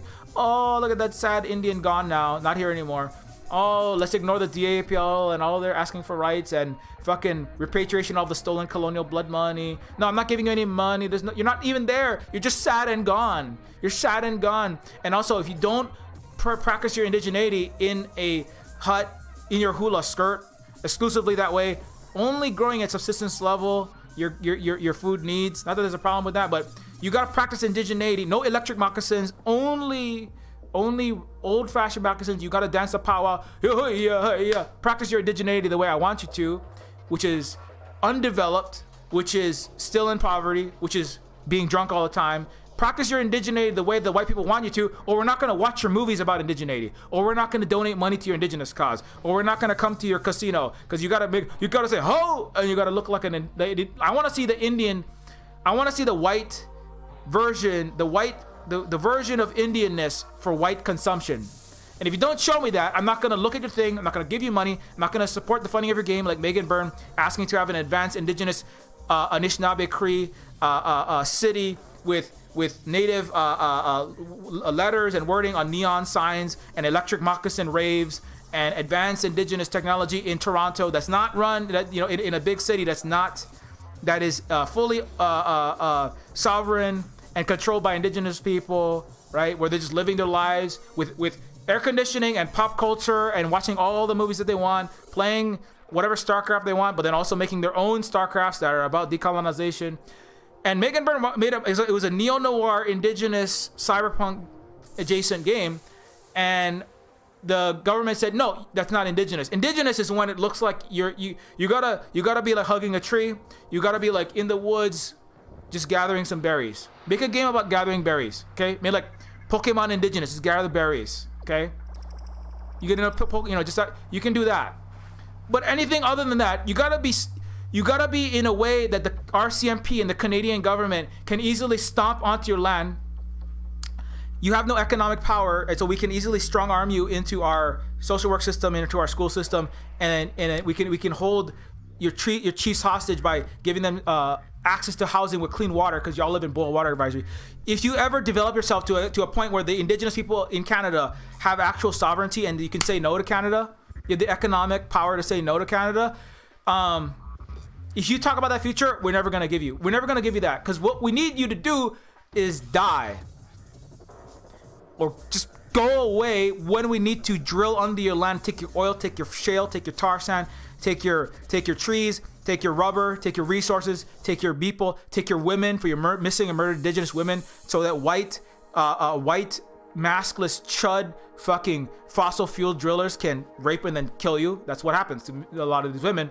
You are there to be exploited and die. And if you ever empower yourself by telling yourself stories that empower yourself and educate your population and build an actual, like what the actual Uyghurs have, which is they have a higher income rate than the growth of income than the average. They have industrialized factories. They have solar panel farms that are the biggest in the world. They have indigenous goat farming, and they actually have economic sovereignty. We have 150 million people coming in safe tourism, because China has like a handful of cases per day. Even at the peak in Delta, it's still under 100 in a country of 1.4 billion people. And that money that comes into tourism to their areas, unlike Hawaii, goes back to the Uyghur empowered universities and government and banks that the Uyghurs run. And so so they have actual economic sovereignty, so they can say, no, you're not coming in when you don't have a mask. Why? Because we run the government, we run the hotels, we run the restaurants, we run everything for ourselves. Unlike the Anishinaabe, the Cree, the Blackfoot, the Algonquin in Canada and the United States, and the Native Hawaiians who don't run shit. We all just have to sign up for the US military and say thank you for paying my $850,000 mortgage with Tomahawk missile firing for the US empire. That's all Hawaiians get. So if we really want to, anyway, so that's where this show is very important, I think, because it alters the narrative. Is to be indigenous is to be the Cusco pan flute CD being sold on the side by some homeless Mayan, right? For pittance, feel spiritual today, soulless, vapid, iPhone and Gucci consuming white lawyer. That is what indigeneity is for whiteness. It's just like, let me feel like I'm connected to something. We're not your fucking personal soul installer. I'm not here to give you a soul by feeling connected by putting on a fucking hippie headdress. That's a bastardization of an actual Indian or indigenous person's tribal wear. We're not here to fucking make you feel good today. We're our own people. But anyway, that's not a thing. I know you can't tell. But the thing is, what Taika gotta realize too, and hopefully he hangs out with Vin more, and he realized you don't have to cater to a white audience. If you make an international movie, they're happy to see movies that are not about a mono unipolar. You know, again, that goes back to what I was saying. People are happy to see movies and shows that are not about a monopolar world, right? They're happy to see movies that are about a diverse, not just diverse in terms of the color, that's important, but diverse in terms of the actual stories of the people. Fast 9 is not a story of America. Fast 9 is a story of international solidarity of people to stop rich, spoiled white pricks that are not even from America. One of them, Cypher, is a rich American neoliberal fucking war hawk who literally has a stealth jet, wants a submarine and the nuclear codes. Like, Charlize Theron's character basically is an embodiment of the United States empire and the U.S. military in that sense. Freedom, all about freedom and a free agency. Loves super advanced military aircraft. Wants to dominate world events using nukes and submarines, and is a horrible fucking duplicitous as fuck person. It's very Americanness in a nutshell, you know. And then you have the horrible European, unclear but Austrian coded son of a head of state, multi-billionaire with all the all the stealth jets, tanks, fucking squads and squads of military, paramilitary, and police coming out of the yin yang, right? Give me the Millennium Falcon. Get Chewbacca if you can, just like a little baby crying to mommy for all of the cops and the military and the AK-47s to kill Vin Diesel and all of his friends, right? Son of a probably Nazi/liberal, it's the same thing. They all worked together in a Nazi after America installed 70% more Nazis in the German government than when Hitler was in charge. I'm not even joking about that. You can look that up. But, and so it's a story that's about resisting those people. It's not an American story, right? The whitest, richest, most imperialist people are the bad guys. And it's Vin, who is not white. A working class poor person. I know I brought this all up before, but a working class poor person, not an all-American. He's like a criminal. What is a black Hispanic nobody from L.A. That's how Fast starts. You have Letty, another Hispanic woman. Oh my God, what you're supposed to be cleaning? You're supposed to be scrubbing the golden toilets of Marco Rubio and Nancy Pelosi. You're not supposed to be out having a life, having agency. You're just the help. Hispanic woman. You got two black guys. One of them is like very smart and a scientist. Black people can't be scientists. Black people can be war machine, pull triggers for the U.S. military. You definitely cannot be fighting rich, spoiled white Americans. You're supposed to work for them in the U.S. military like Falcon does, and kill leftists and socialists and anarchists like the Flag Smashers, like America, who chops off the head of a person of color that happens to be an American leftist and then gets a job working for the U.S. government and is a good guy by the end. Remember that. The person who killed leftists is good. And Elaine from Elaine from Seinfeld gives, very funny, very comedic, but she works for the U.S. government and gives the murderer of a anarchist and a socialist and a Black Lives Matter activist gets a job. His name is Captain America. He becomes U.S. agent. Anyways, but it's the opposite, right? And then you have other people. You have the actual Asian from Korea. You have actual, you have somebody who's black from London. You have the international cast, and this is not the whole cast. There's many other people from all over the world, not fighting for the U.S. military, not defending the U.S. cops, right? There's no billionaire in the cast. Vin has some little shop down there. His dad was like constantly in debt, right? Throwing races to pay off the loan, and Vin is trying to make enough money. Again, that's why like the Vin character in the first one, he's stealing and he's doing criminal activity. He's stealing devices from cars so they can make enough money to put his sister through college when his dad died, and keep his shop open and just keep the roof over their head. So they're just doing things that they gotta do to survive, and sometimes those happen to not be legal. I mean, that's it's very similar to the Protege character in Neofeud as well. Like, I feel like the Vin Diesel, the Dom Toretto character is a very Neofeud character. But anyways, I picture if Protege came to LA and was like hanging out in the ghetto part, like he would have, I'm sure Protege would totally jump in a souped up Honda Civic with like 25,000 gallons of NOS. You know, he'd be like, you know, let's go, motherfucker. I'm a $6 billion motherfucking baller. You know, I'm a smoke y'all. I'm sure that Protege would fucking race up the back of a Tyrannosaurus Rex or a Brontosaurus in Jurassic Furious or Fast and Park. You know, I'm sure Protege would do that. You know, because Protege would join the crew. You know, like the wrestling drama arc of kind of the, you know, kind of an antagonist that turns up in the end to be on your side, like what happens to kind of Paul Walker and then John Cena. Protege would be that character, be like, you know, the rival gang, but then ends up teaming up against the real biggest gang, which is the LAPD and the United States government and all of its plutocracy. You know, fuck, you know, I figured out, you know, it ain't about getting the blitz and the bling and being a baller in the high town with a bunch of phonies up in there with the billionaires. You know, I don't want to jack the swagger of no giants. You know, I don't want to compete with a bunch of, you know, I don't want to stomp on my bloods and all my brothers and sisters to get to the top of a pile of dead bodies. You know, I want to overthrow this motherfucking neo-feudal capitalist racist ass bullshit system.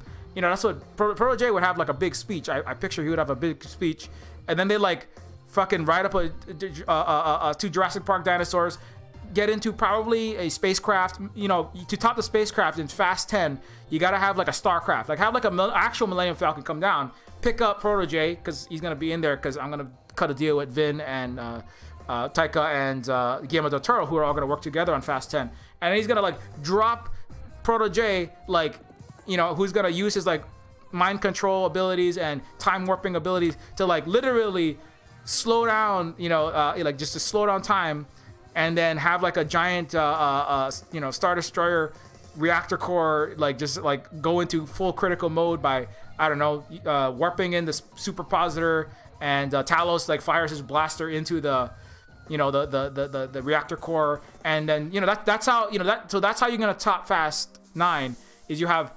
space robot cyber ballers blowing up like literal. I mean, you can't get a Millennium Falcon because I'll be like, you could call it the Centurion Condor instead of the Millennium Falcon. You have the Centurion Condor drop into the Star Annihilator and then blow it up, and it happens to have a Star Spangled Banner on the outside of the Star Annihilator, right? That's shooting missiles into China. Oh no, don't start war there, you know. And then, yeah, I don't know. I'm gonna work on that script. I'm working on that script for Fast 10. I'm working on it. Okay, call me back like when I've had like maybe more than 5 minutes of sleep, and I'm surviving on, you know, 2,000 grams of caffeine. Anyways, so I don't know what I just said there.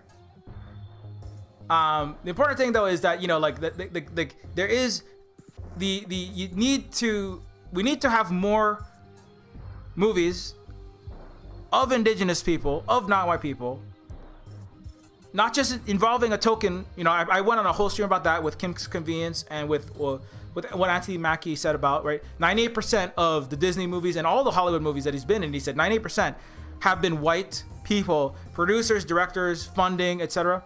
And I need actual non-white and non-capitalist and non-colonizer stories, not just, you know, not just the Kim's Convenience as well. Mostly white people telling them, hey, I would like to give some input into what it's like to be an Asian Canadian, and the white writers are like, no, we're gonna tell you, you're gonna do the convenience story gimmick that makes white people laugh. You're gonna perform your Asianness in a way that entertains white people. I don't care about your authentic Asian story of what it was like to be Korean in Vancouver and deal with anti-Asian racism. I don't care what it's like that you're not all convenience store workers, right? So it's important that all of these people have our own stories told. And so anyways, so that's why this Reservation Dogs, I'm way off track, but you know, Reservation Dogs and the Fast 9 is, again, and I know I brought this up a lot. But you know, don't be afraid. We shouldn't be afraid to tell these stories. You know, because these clowns, these white capitalist, imperialist, mostly dude clowns are not the future. This is the future.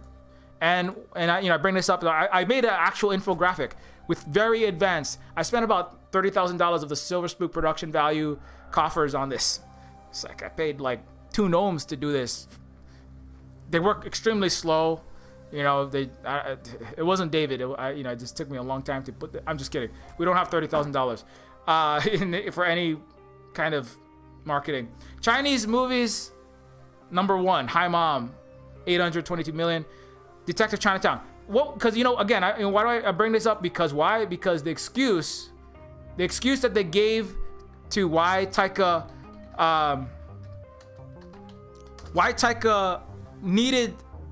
left, right? Why Taika left Suicide Squad? I lost it. Anyway, why Taika left the Akira production was because he wanted Japanese actors, actual Japanese actors, to represent, not whitewash it with white people playing Japanese people with yellow face. He wanted actual Japanese actors. Warner Brothers said we want big name actors. And so what this says is that you don't need big name actors. You don't need, and what they really mean is we want white actors to play the Japanese people, right? Because America's racist and they don't really want to see non-white people in their movies. Let's be fucking real about that. And that's why there's no really big Asian Japanese actors that are capable of playing those that are big enough. Anyways, also America is too busy doing anti-Asian racism. So for the last decade, they're like, we're not gonna make movies that center Asians when we're trying to gear up all of America to hate Asians and think that China is here to eat their lunch and institute bioterror weapons like Wuhan flu, and they're all bad-eating, disgusting, degenerate, despicable. They're coming to invade California and the military ships, and all of the Chinese are gonna, take every single one of your iPhones, and they're stealing everything. And the Chinese are the biggest threat. They're persecuting all the Christians and all this shit, right? So of course there's no big name Asian actors at all, really, because America its military industrial complex is drumming up all the racism it can so they can justify a war in Asia. And let's be clear, America, they don't differentiate. They don't differentiate Chinese from Japanese. They don't differentiate indigenous people from Chinese. There were like indigenous people in Vancouver just for having like slightly Asian-looking eyes were getting punched out in Vancouver. In Vancouver, not in like Mississippi, like in very progressive Canada, and in very progressive Canada, in very progressive British Columbia, Canada. No, you're not good. You're one of the most racist places in the entire United States. Vancouver is disgusting. Is the highest rate, 800% increase in anti-Asian violence. The highest rate of increase of anti-Asian violence in all of North America, in Vancouver. It was literally built on the backs of Asians. 50%, it's like huge quantities of all of Vancouver was Asian. And they had laws literally to ban Asian ghettos. It's like written in their own books. It's disgusting. Anyways, and that's why they want to ask what the Asian experience is like in Canada of Kim's Convenience. But the reality is, the Chinese movies are doing best in the world. So you want to make a movie, having a movie that actually tells authentic Asian stories would, again, American, come on, it's fucking all of America's biggest wealth is all old pillaging China money. Come on, you're used to taking China. But this time you might actually have to sell them something that is actually worth something, instead of selling them fucking, terrible, poisonous narcotics in your narco trafficking in the opium wars, forcing opium into China at a gunpoint and then slaughtering millions of them when they didn't want to take it in order to deal with trade imbalances for stealing all their tea and their silk. So America, you used it to trafficking shit into China anyway. But All you gotta do is just make a movie that doesn't fucking suck and isn't full of racism or lack of representation like Black Widow or Avengers or any of your other shitty movies. You know, just stop having all of these clowns and American and whiteness and anti-communism in a country that has the largest communist party in the world. China's the largest communist party. You add up every other communist, socialist, Sokdem, Posadist, fully automated, luxury, rainbow, Yodaist, left, tendency. You add up every left party in the world, in Cuba, in all the Sokdem, all of Europe, all the socialists, all the Green Party. You add up every left party in the world. It does not even come close to the total membership of the Communist Party of China. It's 90 million people. And when you make a movie that's all about how communism sucks and the Cold War was good, actually, like Black Widow, and defecting from communist countries like, I don't know, Andy No, and I don't know, all the gusanos at the Epoch Times working in the CIA to try to foment war in China by talking about, or Rabia Kadir, literal Uyghur billionaire, richest woman in China, 6th richest person at the time, who works with the CIA to push a fake Uyghur a genocide narrative, and her family literally foments extremism, and also ISIS and Syrian far-right Islamists were all manufactured, and thousands of them came out of Uyghur communities in Afghanistan, which America funded, with billionaire far-right Uyghur extremists working with the NED and the State Department. Anyways. So when you make shitty movies that are about how the CIA and America and its military and its intelligence community are so awesome and great, and it's only those communist countries, like, I mean, the Soviet Union is right there, and China and the Soviet Union have had problems, but it doesn't, by extension, the way that Black Widow is, the way that Avengers are generally, they don't make any communist country, any country that is counter-hegemonic, look good. They're all made to look despotic, backwards, nasty, authoritarian regimes, killing all the people. America, you don't want fucking doing all the human rights violations. Let me tell you, as someone who's had their genocide and their language banned, you're the one banning language. You're the one force inserting IUDs, along with Canada, your little friend that you don't sanction, while they force insert IUDs into indigenous women in 2021 at the age of 9. And then you have your Nazi friend in Germany, Adrian Zenz, cook up some bullshit based on 8 anecdotal reports that they're still reporting on. The Atlantic just wrote an article for 3 days ago. Democracy Now! Across the board, they're still going on this Uyghur fake, this fucking Uyghur genocide with no material evidence, despite ongoing genocide with thousands of children's bodies popping up every fucking week, right across the border in America. Ongoing fucking murder inside of their prisons and across the world, and all the black people that are still having their necks knelt on, that haven't gone to prison, and the Native Hawaiians who still are illegally occupied. You genocide doers. So this is why your movies suck and nobody will go see them anymore, because you don't want to make movies that aren't full of racist, imperialist garbage. So, but anyway, so the F9 saga is the, international family is above Godzilla versus King Kong, pro-US military BS. It's like, oh, kids like giant Gundams, and Pacific Rim did very well because Guillermo del Toro is also an internationalist who doesn't have America-centered narratives, and fucking kids around the world fucking loved it. And everyone I see is like, holy shit, giant mechs everywhere, giant mech. My indigenous friend from Paraguay is like, I'm making giant indigenous Guarani mechs with like cyan and yellow, patterns and symbols on all of our great gods from our indigenous culture. I'm gonna do it like Pacific Rim and defending the ecology of the Amazon rainforest with indigenous crafted and designed technologies in an indigenous future. Holy shit, and I'm seeing everywhere I'm seeing this. The Gundams everywhere. Everybody's like, every time I open a file, it's like I look at one of my friends' Twitters or Facebooks or Discords, and it's just full of a gender bent, their favorite gender bent Gundams. Anyways, so Pacific Rim, what was another and that's why I brought up Guillermo del Toro, because Pacific Rim was a international story of you had there was an American in it, but Japan played an important role. There's the UK was in there, but the Japan it's centered in the Asia Pacific, far away from America. The Russians have a major role to play with their mech. A lot of people love that one. The Crimson Typhoon. You have Chinese representation. So everybody internationally is working together to stop, some monstrous beasts coming out, like Godzilla-like things coming out of the water.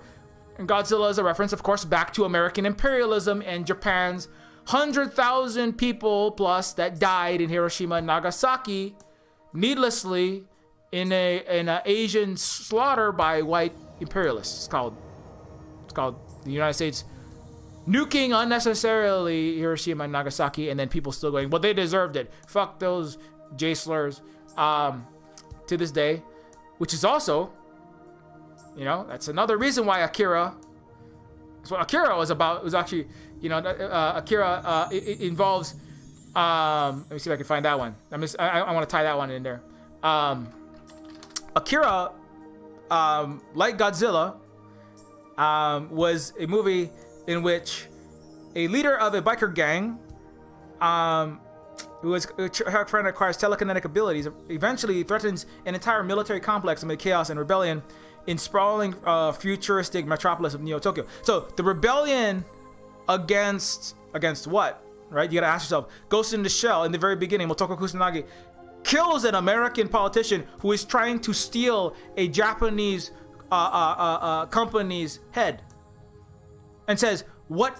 I think one of Motoko Kusanagi's first lines in the entire series. Talking about Ghost in the Shell. Speaking of Cyberpunk, that come out of Japan. One of Motoko Kusanagi's first lines, and I play a song from this all the times, is the American says, "America is in the right. We are here to defend international law and democracy. And the Japanese, you're in the wrong." But it's America's coming into Japan, stealing. This is based on what America has done and continues to do, which is go into countries, I don't know, like the CFO, the C-suite executive of Huawei that Canada, is currently holding hostage on behalf of America. Meng Wanzhou, chief financial officer of Huawei. This is like if China kidnapped Jeff Bezos or Bill Gates. What would America would fucking nuke the world for that.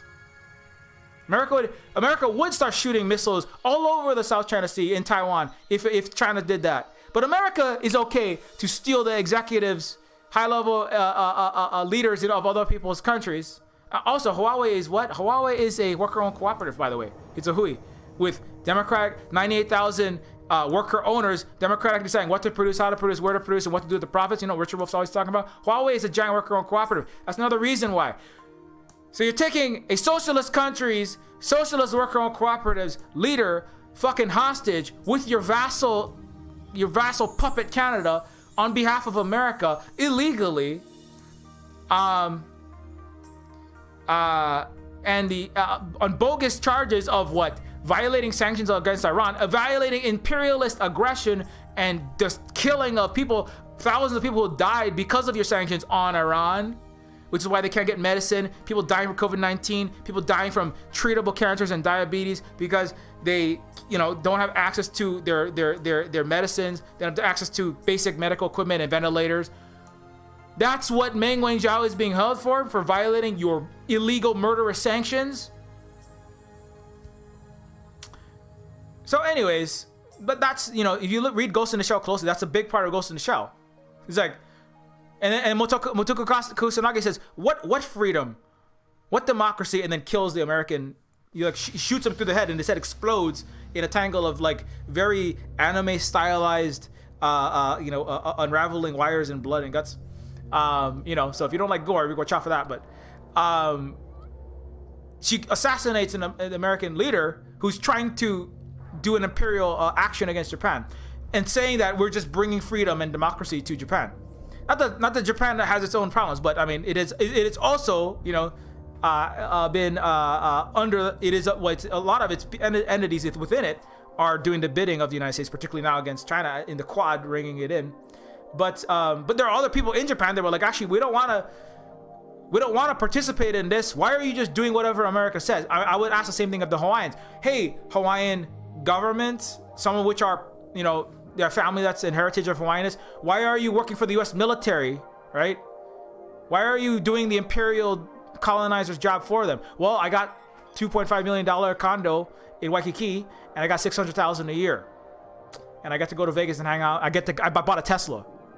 Well, you're a Hawaiian and you're like literally auctioning off our land, and there's a homeless village where Silver Spook works with the real world proteges next to the fucking canal, and they're all dying and they're going to prison being beaten by cops. Well, you know, my brother's a cop. Well, I mean, why is your brother a cop? Well, I mean, it pays $200,000 a year to be a cop and round up Hawaiians and Pacific Islanders and beat up homeless people on the street and crack them in the skull and say you're embarrassing all the tourists in front of our IHOP, in front of our iPhone store in Waikiki.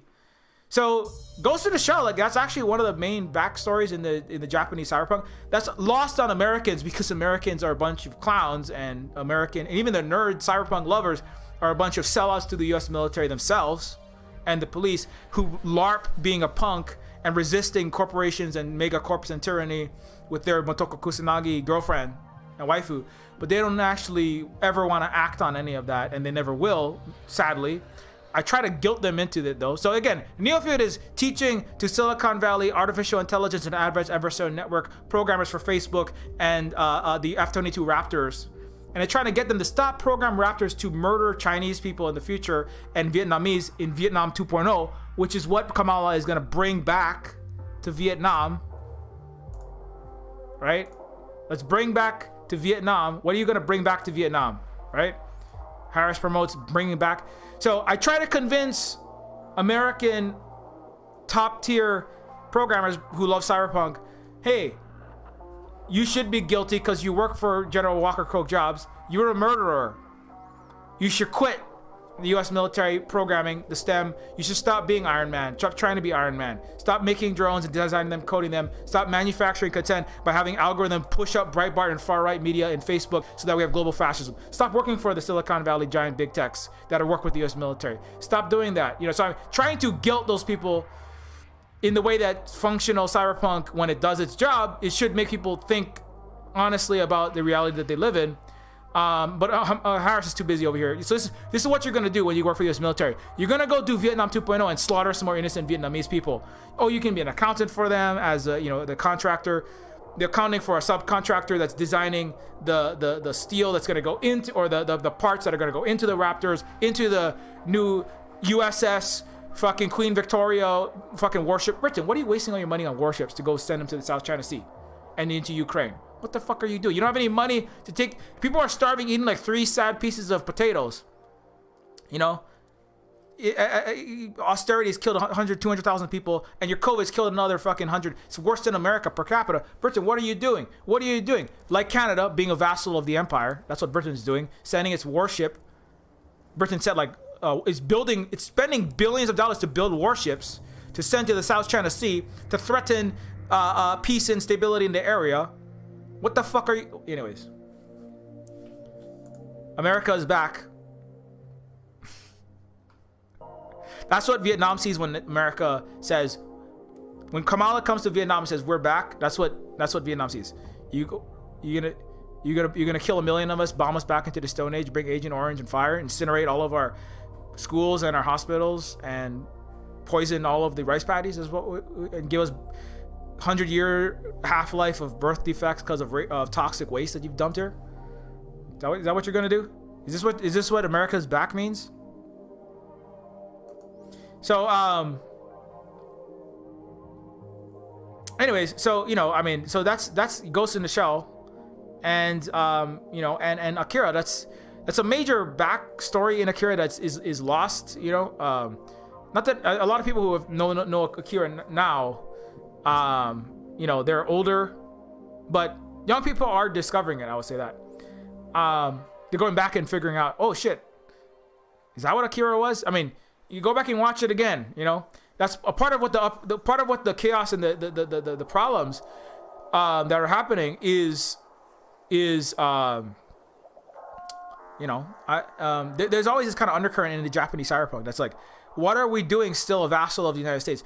yes, we have neoliberalism. We have this huge booming economy making Toyotas, Hondas, and Casios. But there was always the cyberpunk in Japan was like, but at what cost? You know, like what is happening to, you know, our society? What is happening to our people? What is happening to our bodies? You know, and also, you know, particularly Ghost in the Shell.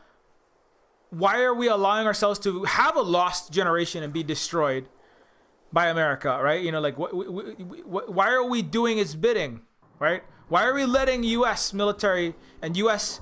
corporations and U.S. capitalist interests come in and they literally kidnap Japanese executives? There's recently been another one that was only recent. That was, I think, like last year. America again tried to kidnap another executive out of Japan. It's like, why are we allowing this to happen? You know, and also we have radioactive spill in Fukushima. But anyways, there's lots of stuff going on. Japan, of course, I have a friend who's Okinawan that's probably going like, well, the Japanese fucking illegally occupied Okinawa, and I want to talk. So maybe someday we'll talk to Akemisho, who is Okinawa is its own indigenous people within Japan. The Japanese themselves did terrible things too and banned their language as well. But anyways, it's just colonization upon colonization upon colonization. But anyways. So that's, you know, this is like where stories that speak back. I would like to see a Taika Waititi directed Akira, because I feel like it would have a story that isn't just America did awesome things in Japan and isn't it cool that anime is fun and look at that cute robot dog Japanese made, and Japan is the, you know, if indigenous people are the place when Americans want to feel spiritual and feel a little white guilt, and then like, oh, hugging trees and oh, incense, oh yes, oh, I feel like I'm so in touch with the land by being with you natives so close to the ground in your mud hut with your boil water advisories and your alcohol that we've dumped in there and your poverty. Oh, I feel so close to the ground with you. Oh, hugging some trees. Oh, Pocahontas, put on your Indian chiefess headdress. Let's all go to the Mayan party at Burning Man and be a culturally appropriative piece of shit.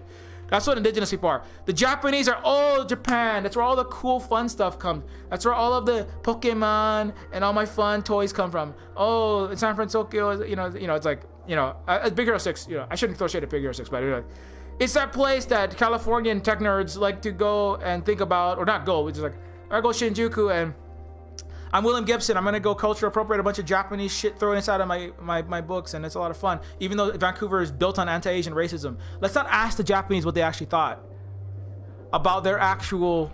Let's not the Chinese or the Japanese or the Koreans working in there. You ever thought about what they're paying? Maybe they, you know, maybe they don't like being a fucking fetish object. You know, maybe they don't like, you know, just people like, you know, treating them like that, you know. And that's part of the deal is that you don't see a lot of Chinese.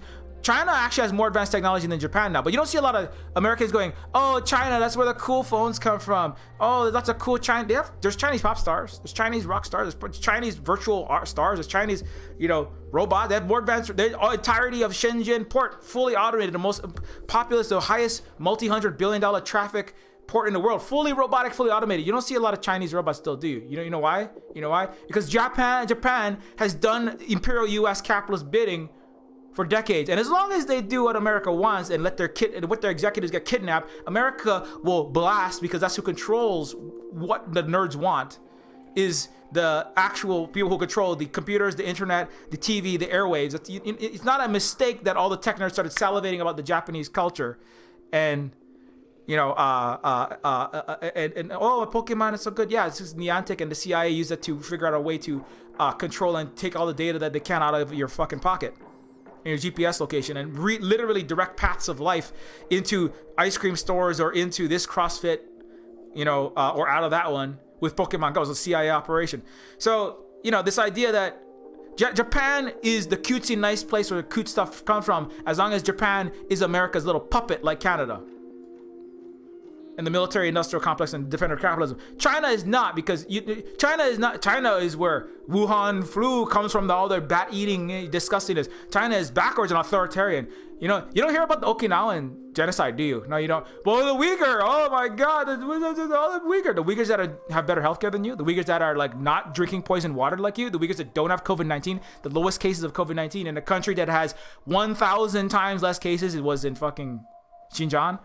What are you worried about? The Uyghurs are doing okay. Just stop making wars in Afghanistan and fomenting every extremist terrorist action in Xinjiang was fomented by the United States with its backing of far-right Muslim radicals in Afghanistan, intentionally to destabilize China. What are you worried about that? Just stop making war against Uyghurs, and then they'll be okay. Stop fomenting far-right and putting them into ISIS and bringing them to Syria to fight wars against the other counter-hegemonic power that's asked to be in Syria, and it's not imperialist in that sense. Just stop doing that. Stop worrying about Uyghurs. You don't worry about the Okinawans though, do you? You don't worry about that. No. You know why? Because America doesn't need you to worry about that. You don't worry about the First Nations people in the residential schools, right? And America's not sanctioning Canada. They don't want America don't have no articles about that. You got to listen to indigenous. You want to really find out about that? You know, the Catholic Church is not apologizing, and America sure as fuck ain't gonna sanction no Canada. America's not going, we're gonna cut off ties with Canada. Let's surround Canada with warships. Let's surround Canada with warships, you know? Hey Canada, we're not importing any more maple syrup, no more logging, no more tar sands fuel. No more no more fossil fuel, no more Canadian nothing. No more Tim Hortons coffee. You're sanctioned. You're cut off because you're literally committing incontrovertible, deeply evidence-based genocide. No, it's because America and the West don't care about no genocide. They don't care about human rights. They don't care about anything. And that's why Japan is a little cute robot toys and cyberpunk fun times. And, you know, Power Rangers and whatever cute shit you want, right? Oh, and K-pop star. South Korea is where the K-pop stars and fun culture comes from. Because that's nice so that Americans love the South Korean and will back, oh, the North Koreans are all living in a concentration camp. The North Koreans who have 100% housing rates. Because there's literally no housing market. It's zero free market. You know, universal basic housing, the North Koreans have that. I bring this up again and again, you know, but there's no education and there's no information distribution in the entire Western English speaking or Spanish or French speaking world. So I'm gonna have to bring it up probably 72 trillion times more before it sinks in. The North Koreans have fully assigned housing for a family of 4. You know, you're literally assigned. You don't apply for housing. There's no asking a landlord what the rent is and then ask, oh, $2,000, and then you're like, I can't pay it, and then the cops come and beat you up and throw you out. You are assigned a house according to the needs of your family. If you have 5 people, you get a 3-bedroom, 4-bedroom house. If you have a small 3-person family, you get a 2-bedroom house. You get within walking distance or short driving distance to your work. If you're a nurse, it's close to the hospital. If your partner's an electrician, close to the electrical site or the headquarters, the office that you work in. Children walking distance to a school that doesn't have COVID-19, because guess what? They also have thousands of times less COVID-19 because they actually do for the people in North Korea. Free college. You know, student debt exploding in... Oh, look at that. What was it? Arby's? Is it Arby's or Walmart? Target is willing to pay for your giant student debt if you can just come back to work and get COVID-19 in our shitty stores for terrible pay. That won't pay for your rent so you can go be fucking homeless. North Korea has universal education for K-12 and college. Universal housing. 100, higher than Cuba, higher than China. 90% home ownership means that you're not threatened with homelessness in China, Vietnam, and Cuba. North Korea, 100%. Better than even these extremely good countries that are much more advanced than America. But that's why South Korea is where cool, cute, hot pop stars come from, and K-dramas come from, and let's all like love our South Korean media.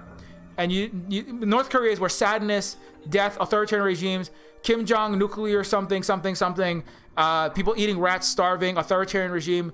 It's because that's where they live better than Americans. North Koreans actually cry when they go to South Korea. There's this Daniel Dumbro had on a person that was like, I came to South Korea and I was like, oh my God, I'm in South Korea. It's just, I have to like apply for a mortgage. I have to apply for housing, and I'm working 2 jobs just to pay for my Seoul apartment in Seoul in South Korea. Or even I left the city, it's still too expensive. I want to go back to North Korea where I don't have to worry about getting kicked out of my house. I don't have to worry about working all day. I just want to be a mother. I want to be a mother. I can't be a mother because me and the partner got to work. I could just be a mom in North Korea because we had assigned housing, and I can't do that. You know, all the things that people are like, oh my God, North Korea has a better quality of life by far than anyone in America. And I would argue they have more freedom in actual existing, you know, they do control things in certain ways, but in many ways they have much more actual freedom, because when you're not worried about fucking having to join the police and be a murderer, you know, there is no freedom without your basic needs being met. But that's what North Korea has. But that's why North Korea is the shithole country, because America and the Western world is a barbaristic, disinformation-based lie system that can't teach critical race theory, and it certainly can't teach critical, actual truth about North Korea. And it sure as fuck can't teach what South Korea is, which is where Parasite was made. You know that movie about how fucking terrible capitalism is and how I'm living in a shithole in a basement being flooded with roaches and shit in a tiny like half of one bedroom with my belongings piled up in the hallway, you know, while rich people live in these beautiful mansions and treat me like shit and talk about how stink I am when they don't take baths, like Jake Gyllenhaal and apparently Tom Hanks. You know, that sucks. That's what South Korea is actually think, but you're never gonna hear that. Because America is too busy telling you that South Korea is the greatest thing since sliced bread, just like America and its Kardashians. And kudos to Comrade Brittany for like, fuck this American pop system and this whole American pop culture and entertainment complex. You know, you ask the South Koreans what they think, they're like, fuck, I don't know, this is not actually as good as they make it look like. My life ain't as good.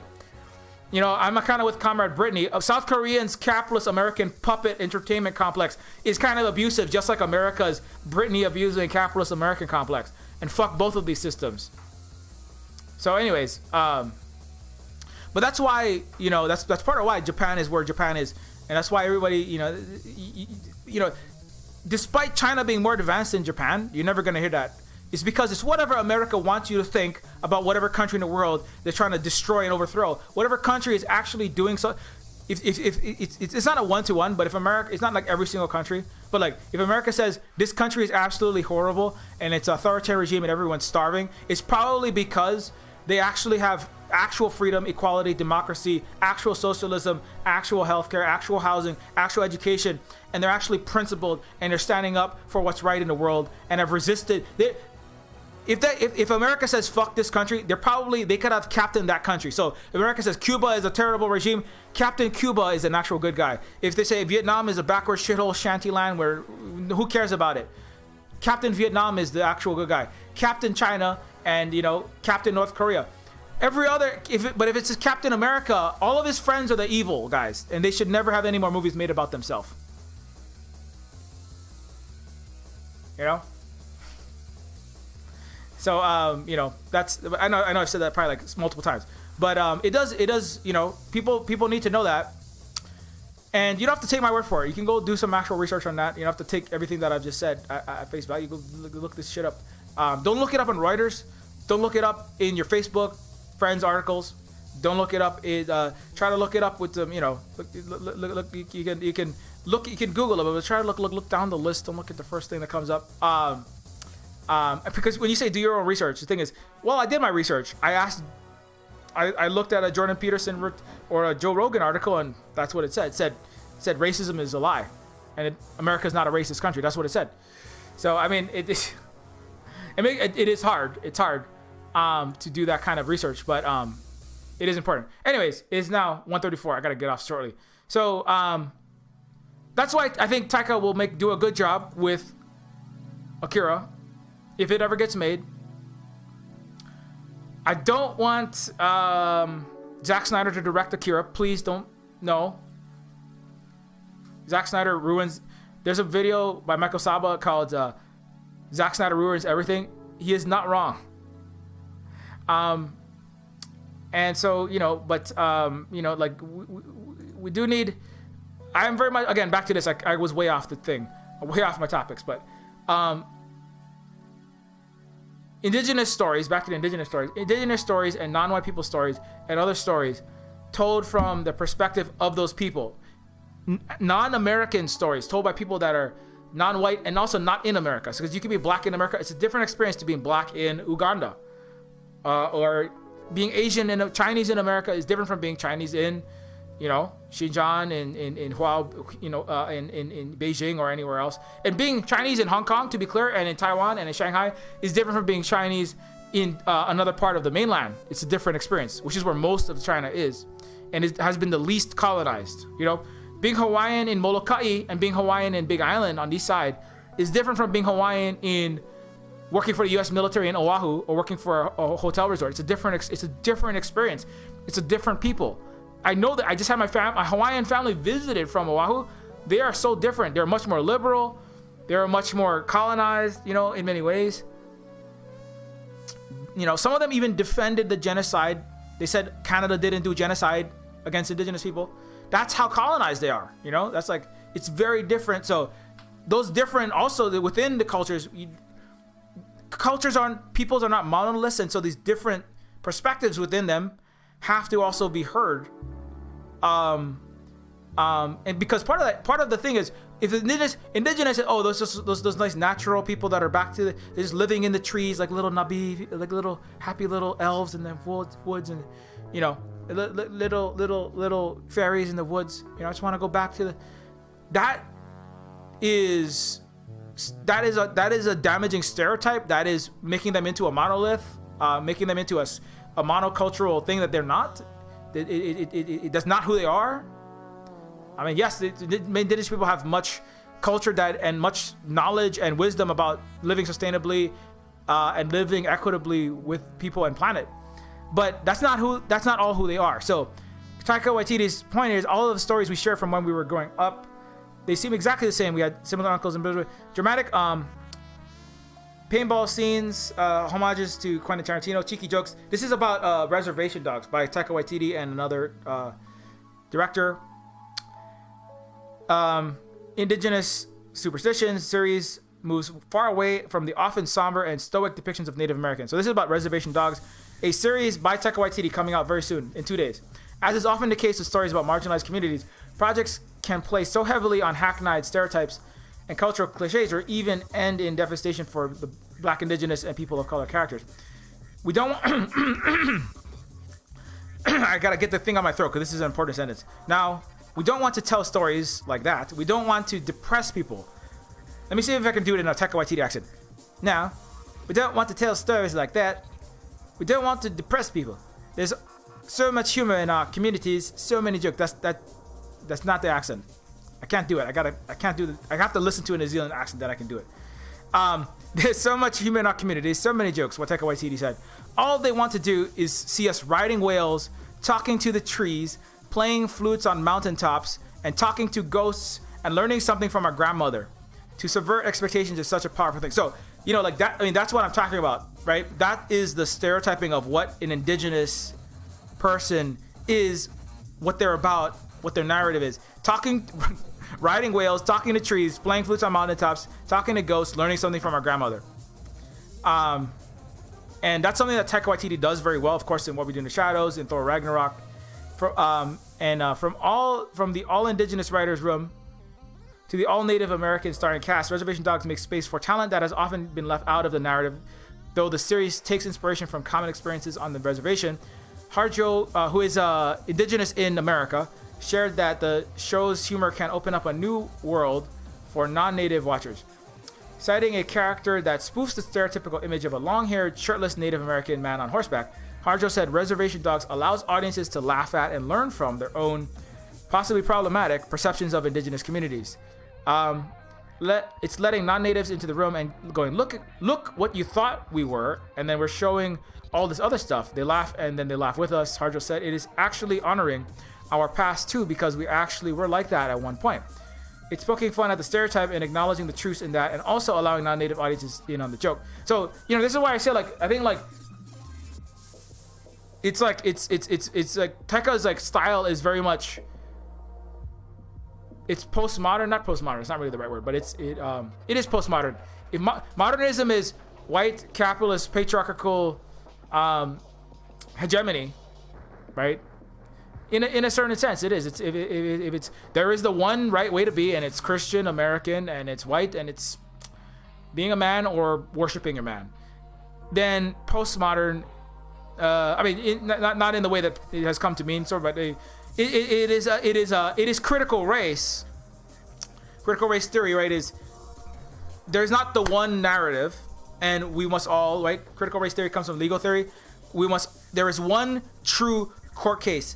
One person was the bad guy who had the gun, fired the gun, and we have to find the murder weapon, have ballistics, physicists, and specialists determine the trajectory, and through science we can determine the exact one true criminal and innocent person, and the punishment that we give will fit the crime, right?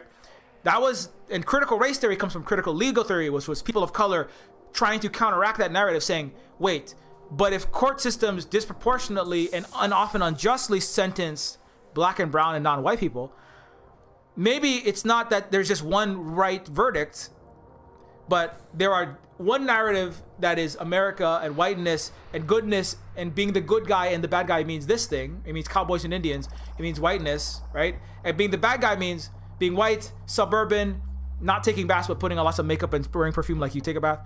It means maleness, and then being rich. And the bad guy means black, hoodie, from ghetto, poor, right?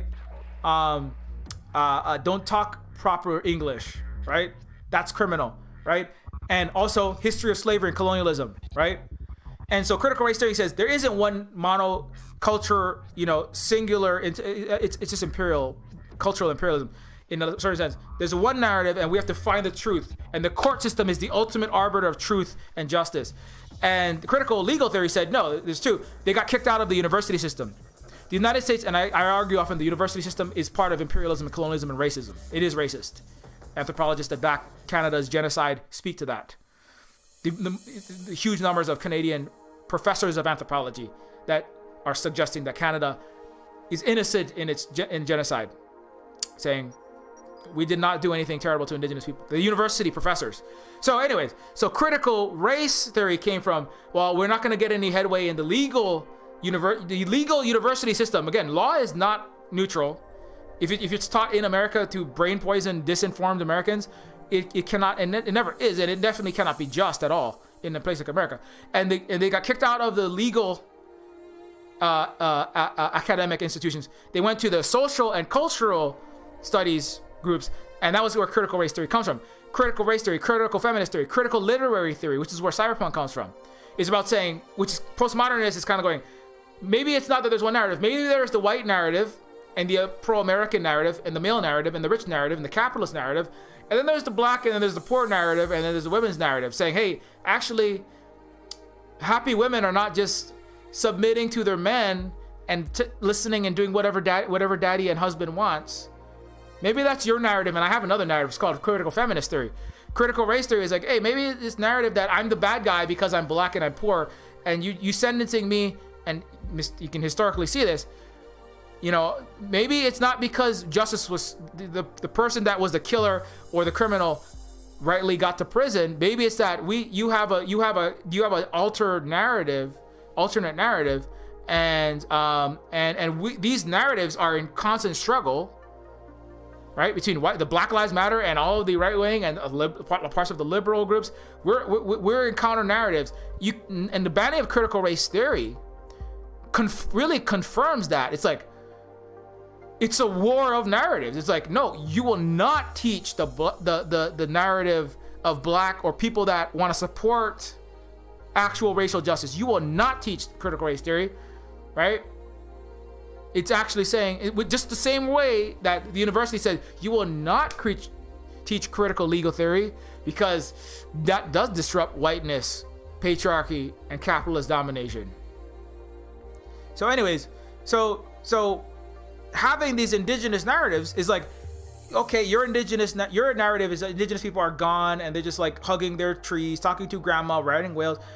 Nothing wrong with that, but also, we suffered under colonialism. However, also we're like intelligent, interesting, pop culture consuming, regular human beings who also have connections to our history, have a lot of trauma, but we're also just regular human beings who should be treated as such. And also, we don't just want a little token aid. We would like sovereignty and stuff. We would like economic independence. We don't want to just be drip fed your slave held in by sellout tribal chiefs and Gusano Hawaiians in the state of Hawaii illegal government.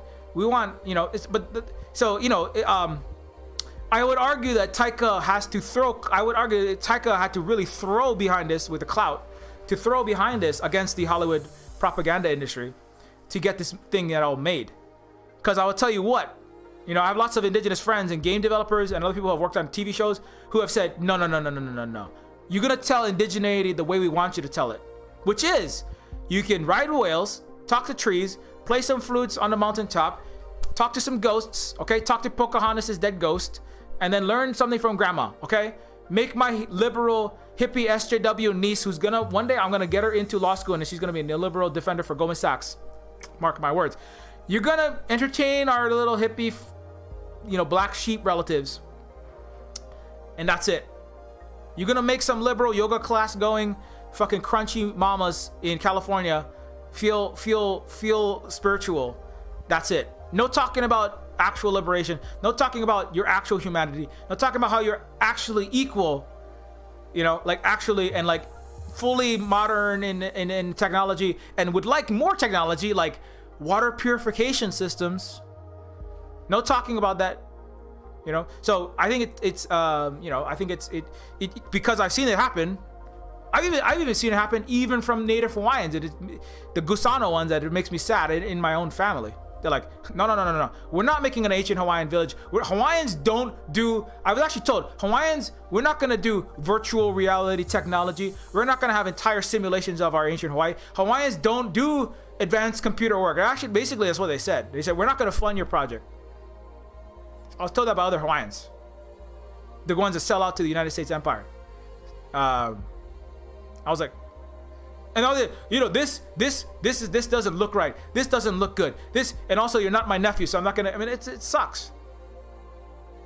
It sucks, but but those are the coconuts around. It's lots of, there's a Kamala Harris, and then there's an Obama, and then there's William Isla tearing down our Native Hawaiian action on Mauna Kea's sacred holly for 600. Well, what did you get from that? Well, I got $600,000 a year. I mean, my house costs 1.2 million. That's the average house on Maui. Can you blame me? I needed $600,000. Who's gonna give it to me? The United States capitalists and the big tourism and big military. So I mean, it sucks, but I mean that it do be like that though. That's part of why I'm Silver Spoon Games will always be a worker cooperative. I don't want to take no money from none of these people because as soon as I do, I'm gonna probably start changing my message. The trick is if you get big enough in Hollywood and you happen to be a good person somewhere inside, or you somehow become less shitty, you wield vast quantities of money in you through your Hollywood clout. That's how District 9 got made. It was Peter Jackson throwing behind an anti-apartheid guy. What's his fucking name? Neil Blomkamp. Anyways, there's so much communities. So all the indigenous writers' room to tell all the Native American starring cast of Reservation Dogs makes... see, this is the difference, right? An all indigenous writers' room. Do you see this? Let's ask Anthony Mackie.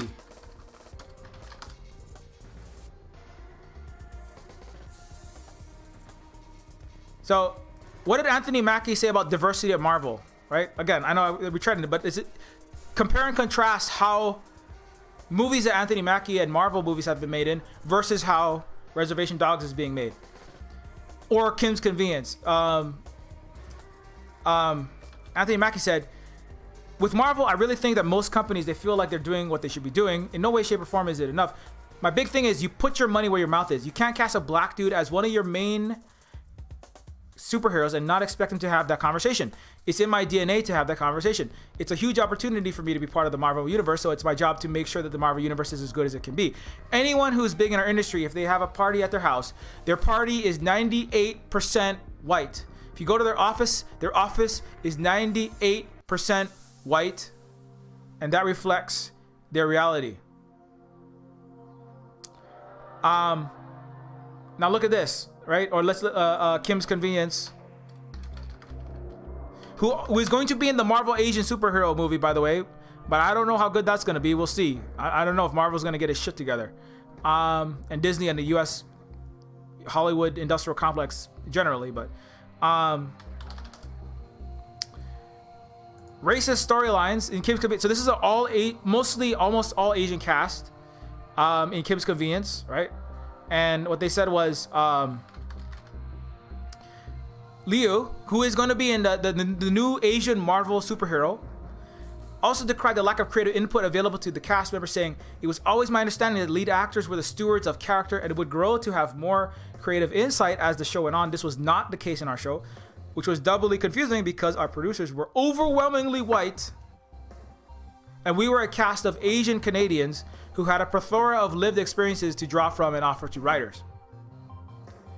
So again, overwhelmingly white creative team, not taking input from the Asians. That's what I not pick the people of color that the show is ostensibly about, right?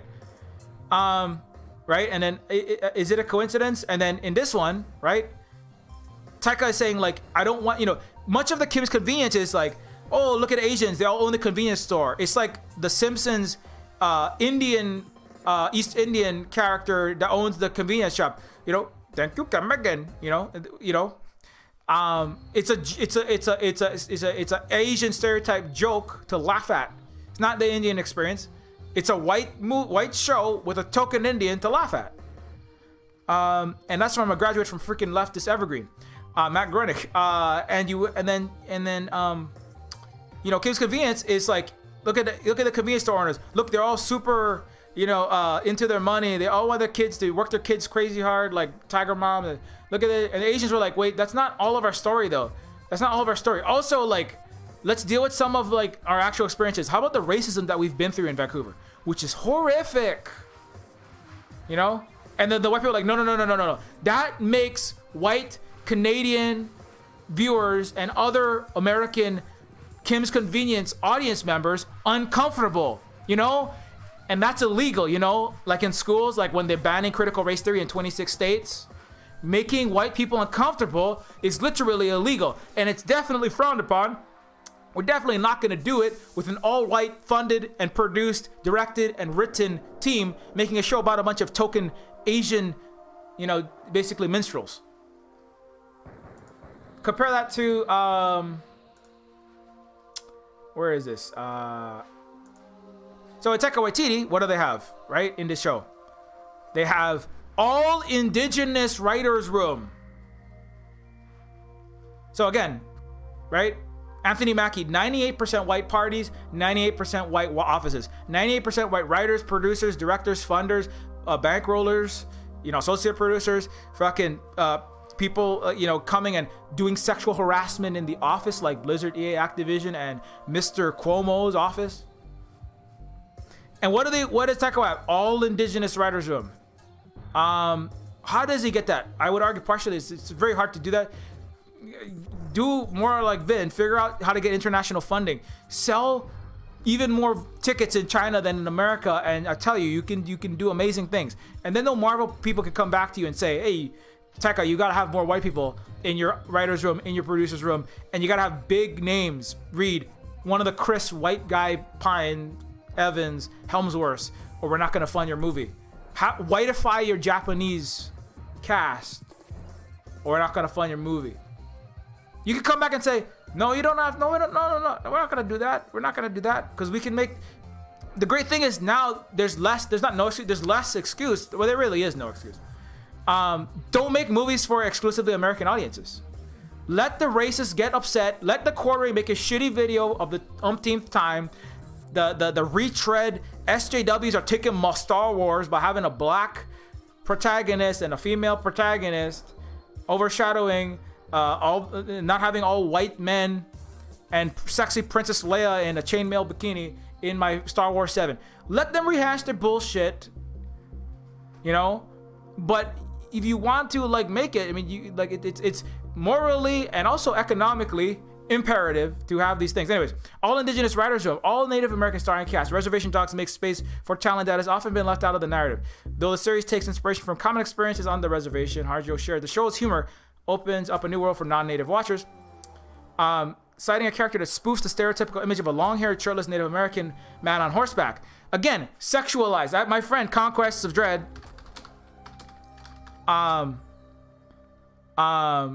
has a video specifically about the sexualization, particularly of the Polynesian body. Where is it? Yeah. Conquest of Dread is indigenous Maori. I often have him on some these panels that I do. Where is it? Why Aquaman Sucks, the commodification of the Polynesian body, also known as Why Aquaman Sucks. You know, let's see, trying to find Aquaman.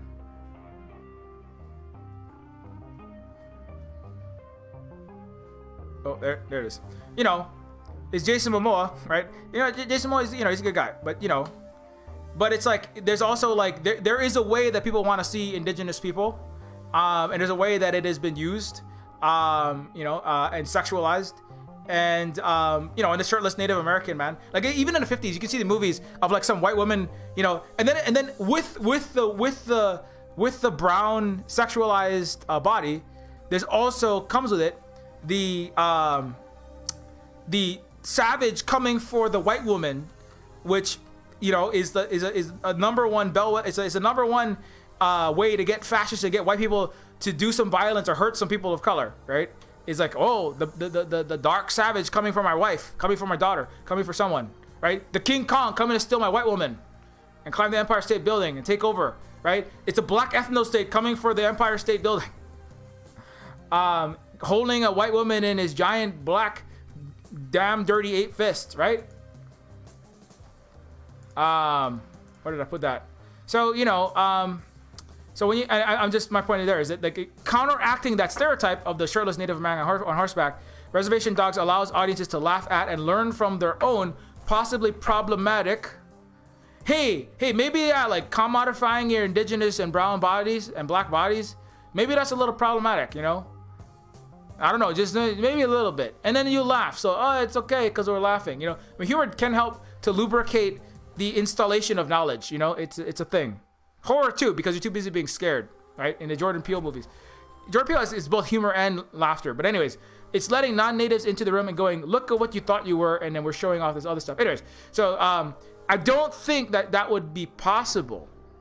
This indigenous writers' is not possible when you have, you know, the military-industrial complex again, the same culprits, the white, especially when you have a 98% white room. I mean, obviously, well, I mean, you already failed. Why do you have a 98% white office, right? Why do you have a 98% white office, Marvel? Why do you have a 98% white office? Why is your party 98% white?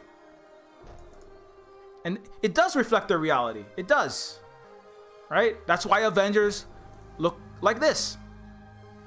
You know? That's why Avengers look like that. And that's why, you know, Fast 9 looks like this, you know? And not just looks like that, but also tells a story of all of those people. Anyways, I have been talking for 3 hours and 30 minutes, so that's probably a good place to start ending. But you know, I mean, so that I did not tackle this as straightforwardly as I would have liked it to, but I blame that on possibly not getting enough sleep. I was trying to beat Earthworm Jim, a Super Nintendo Entertainment System extravaganza of weird fart jokes, rubber chickens in weird Catwoman spandex fighting a earthworm in a muscle suit. It's a very weird game. I had weird dreams about Arnold Schwarzenegger with a salamander face fighting a giant tapeworm that was the CEO of a Wall Street bank. And I don't know what that, I think I was just too confused by my own acid nightmares from playing Earthworm Jim. Don't ask me why I was playing Earthworm Jim or Mortal Kombat Trilogy. Anyways, I'm sorry that I didn't get everything I probably would have wanted to, but Taika, good luck with the film. Good luck to Vin with Fast 10.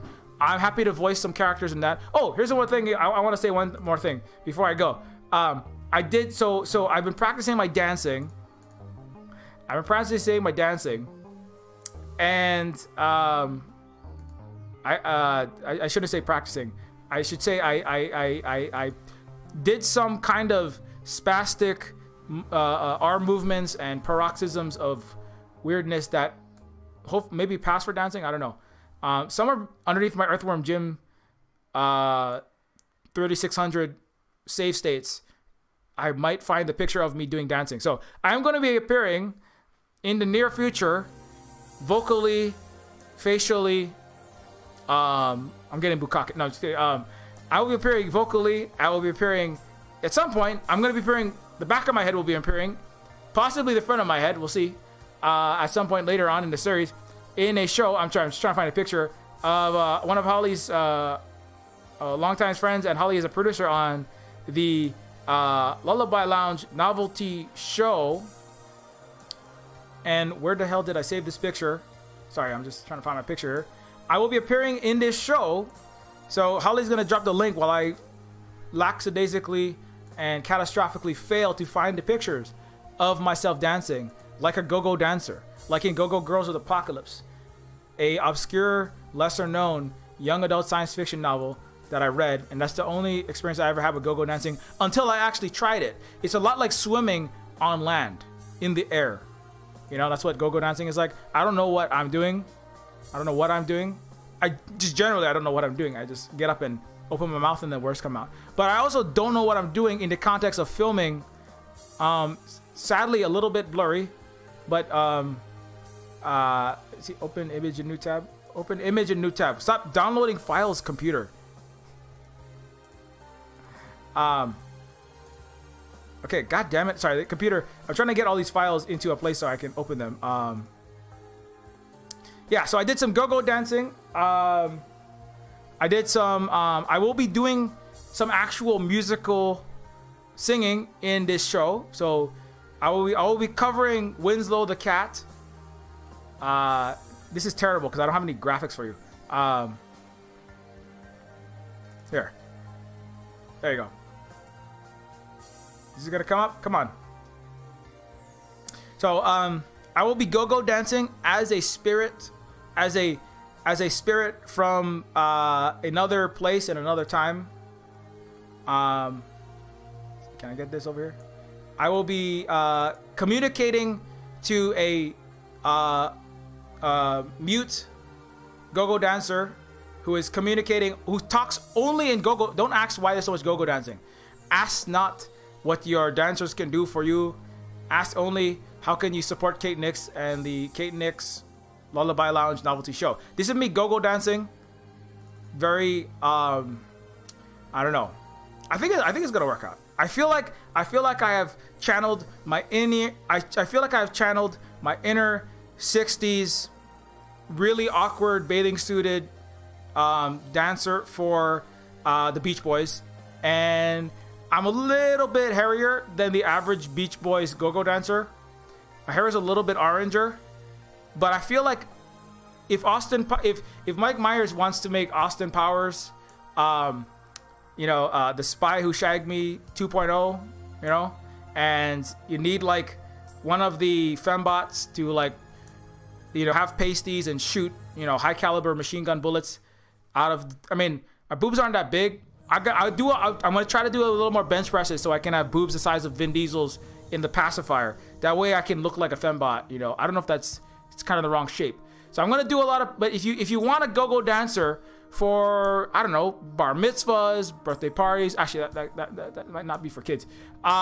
Then maybe, you know, I'm thinking about that's gonna be my new career. If Neofeud 2 like makes like $2 because only one person buys it. You know, who happens to be from the Ukraine, and it's on sale, and so when you convert the drachma into yen and back into, you know, if I want to make $2 from selling one copy of Neofeud 2, I'm gonna be a go-go dancer for the rest of my life. So, you know, that's what I'm gonna be doing. I'm gonna be the go-go dancer that only faces away from the camera and the audience, and Also happens to be related to Smokey the Bear. Anyways, so that's my career path, emergency plan. That's my escape plan for crashing and bombing of Silver Spoon Games. I mean, ideally Neofeud 2 does very well, and I don't have to do that because I don't know. I feel like I did a good job, but I feel like I'm not quite semi-professional even. I feel like it's almost like I just watched a video of go-go dancing for about 10 minutes, and then just kind of wave my hands around. But don't tell Kate that, okay? Don't tell Kate that. Tell Kate that I'm extremely professional. I'm like the best go-go dancer in the world. All right. Okay. Anyways, but do watch the Kate Nix show. I'm joking. I put a little more effort into that. I did put a lot more effort into it than that. But I did my best that I could possibly do. But do watch the Kate Nix show, which is available on the it's Kate Nix Lullaby Lounge, and this is Kate Nix's Twitter, where you can find all that kind of stuff and all kind of trees of links. You know, this is where you can like find all kind of related things to the Kate Nix show, Patreon, Spotify. Anyway, so do follow that stuff. Holly is a producer on that. Holly is my partner as well, and is a member of the Silver Spoon Cooperative.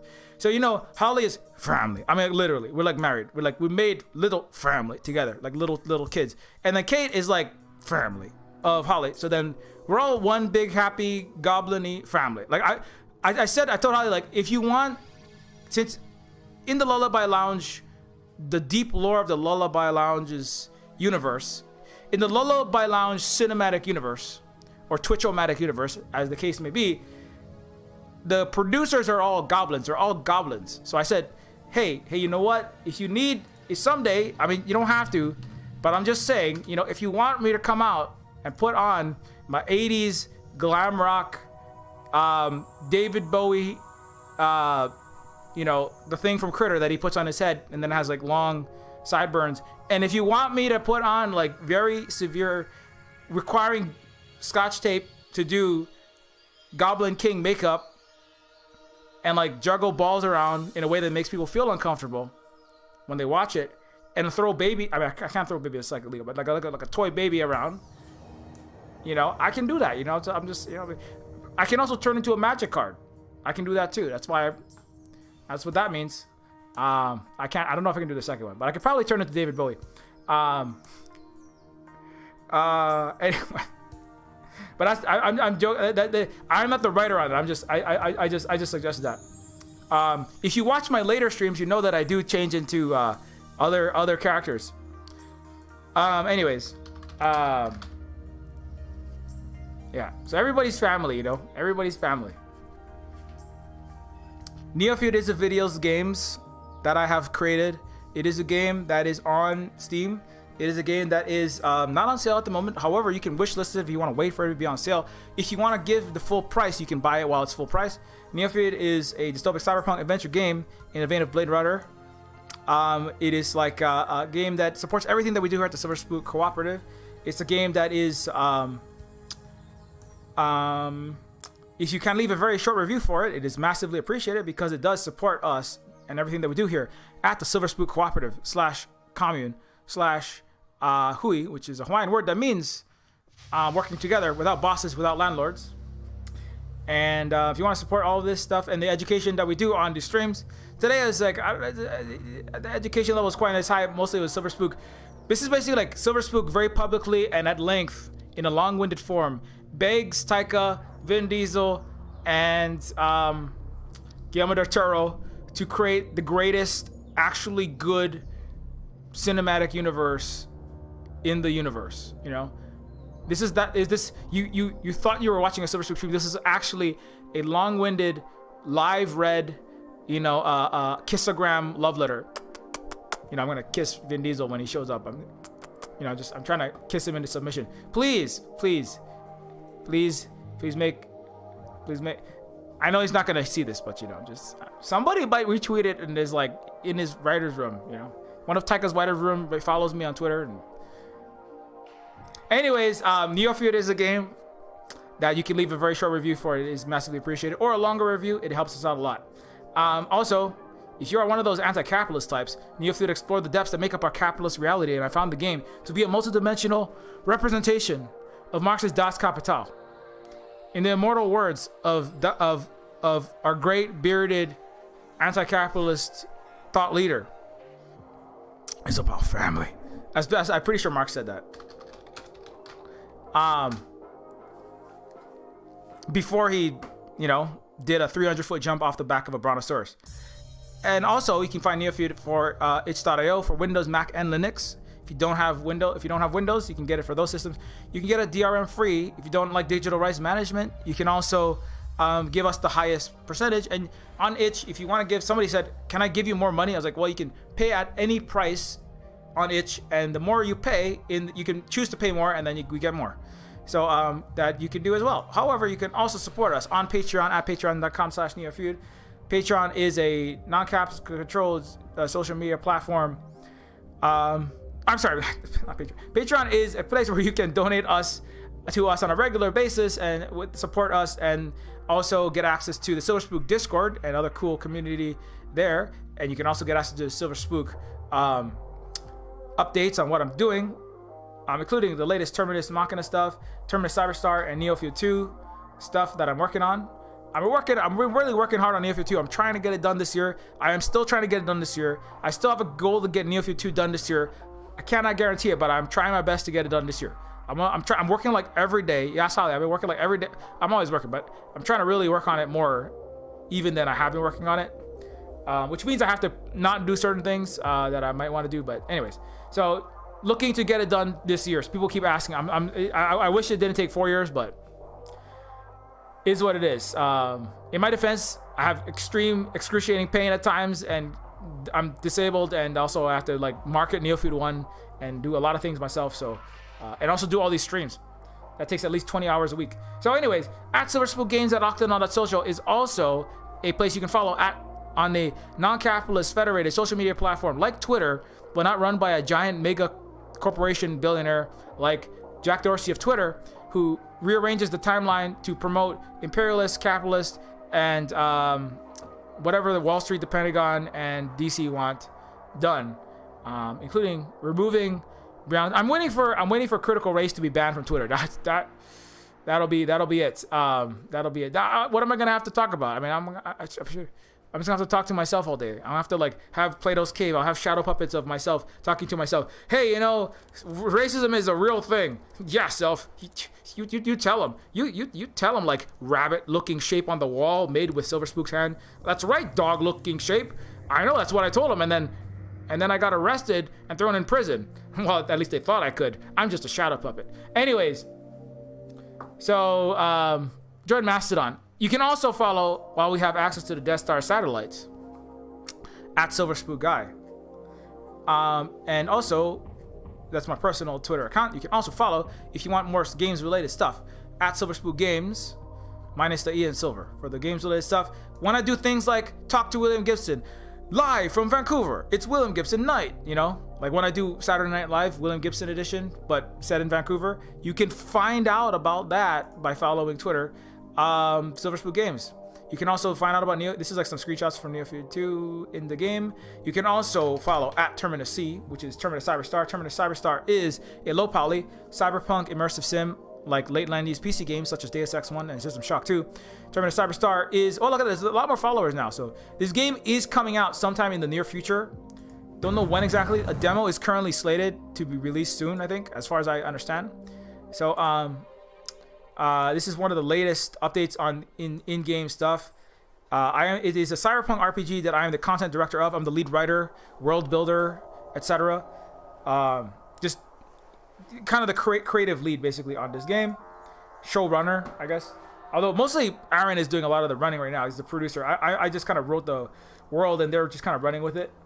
Anyways, if that sounds interesting, you can follow at Terminus C on Twitter, and you can join the Discord for Terminus Cyberstar. And thanks to all of these awesome good peoples here. Dave James Wheaton, Mixzilla, Mr. Brewer, Kyle Rapp, Belinda Taylor, Flagrant Ferret, Maxine Boileau, Justice, Industrial Robot, Johnny C, Alana Montero, Sean Conlon, Danny Carroll, Eric Wright, GR, Morgan Stonecroft, The Reaver Teller, Stumblebum, Right 455, Matthew Stone, Bear Ashton Green, Alfonso De Lazar, Alchemy, Combo Breaker, Lark, Miro, Skylar Smith, Philip Dodson, Tim, Computer Raft, Tiny Earl, Michael McAllister, Extremely Online Left, Charlie to Beast Code, Kaj Sub, Comedian WW, Adam M. Smith, Matthew Stone, J. Owen, Sean Lynch, Joseph Turner Hernandez, Turbida, Mass Casualty, Roll Quinn, Russ, Brendan Long, William Arditi, Sage Sharp, Christopher Straub, Quinn Londo, Ongzo Spring, Sean Bomb, J. Big Broderick, Sierra Bangs, and Jan Jinx. Thanks a lot to all of these good people for all your support. It is massively appreciated. We will be back later on today at 9 Pacific time for the Twitch stream where I will be just kind of hanging out more, and then we were talking about other stuff. There's some other stuff I didn't get to today. I mostly want to talk about the Taika stuff, and the Cyberpunk, and I didn't talk about Suicide Squad. I haven't seen Suicide Squad, so I was like, I can't talk too much about it. But anyways, we'll be back at 9 o'clock. Take it easy. Give your marriage polish. Be excellent to each other, and please get a shot. Wear a freaking mask, okay? Just can you at least do that? Just do that, okay?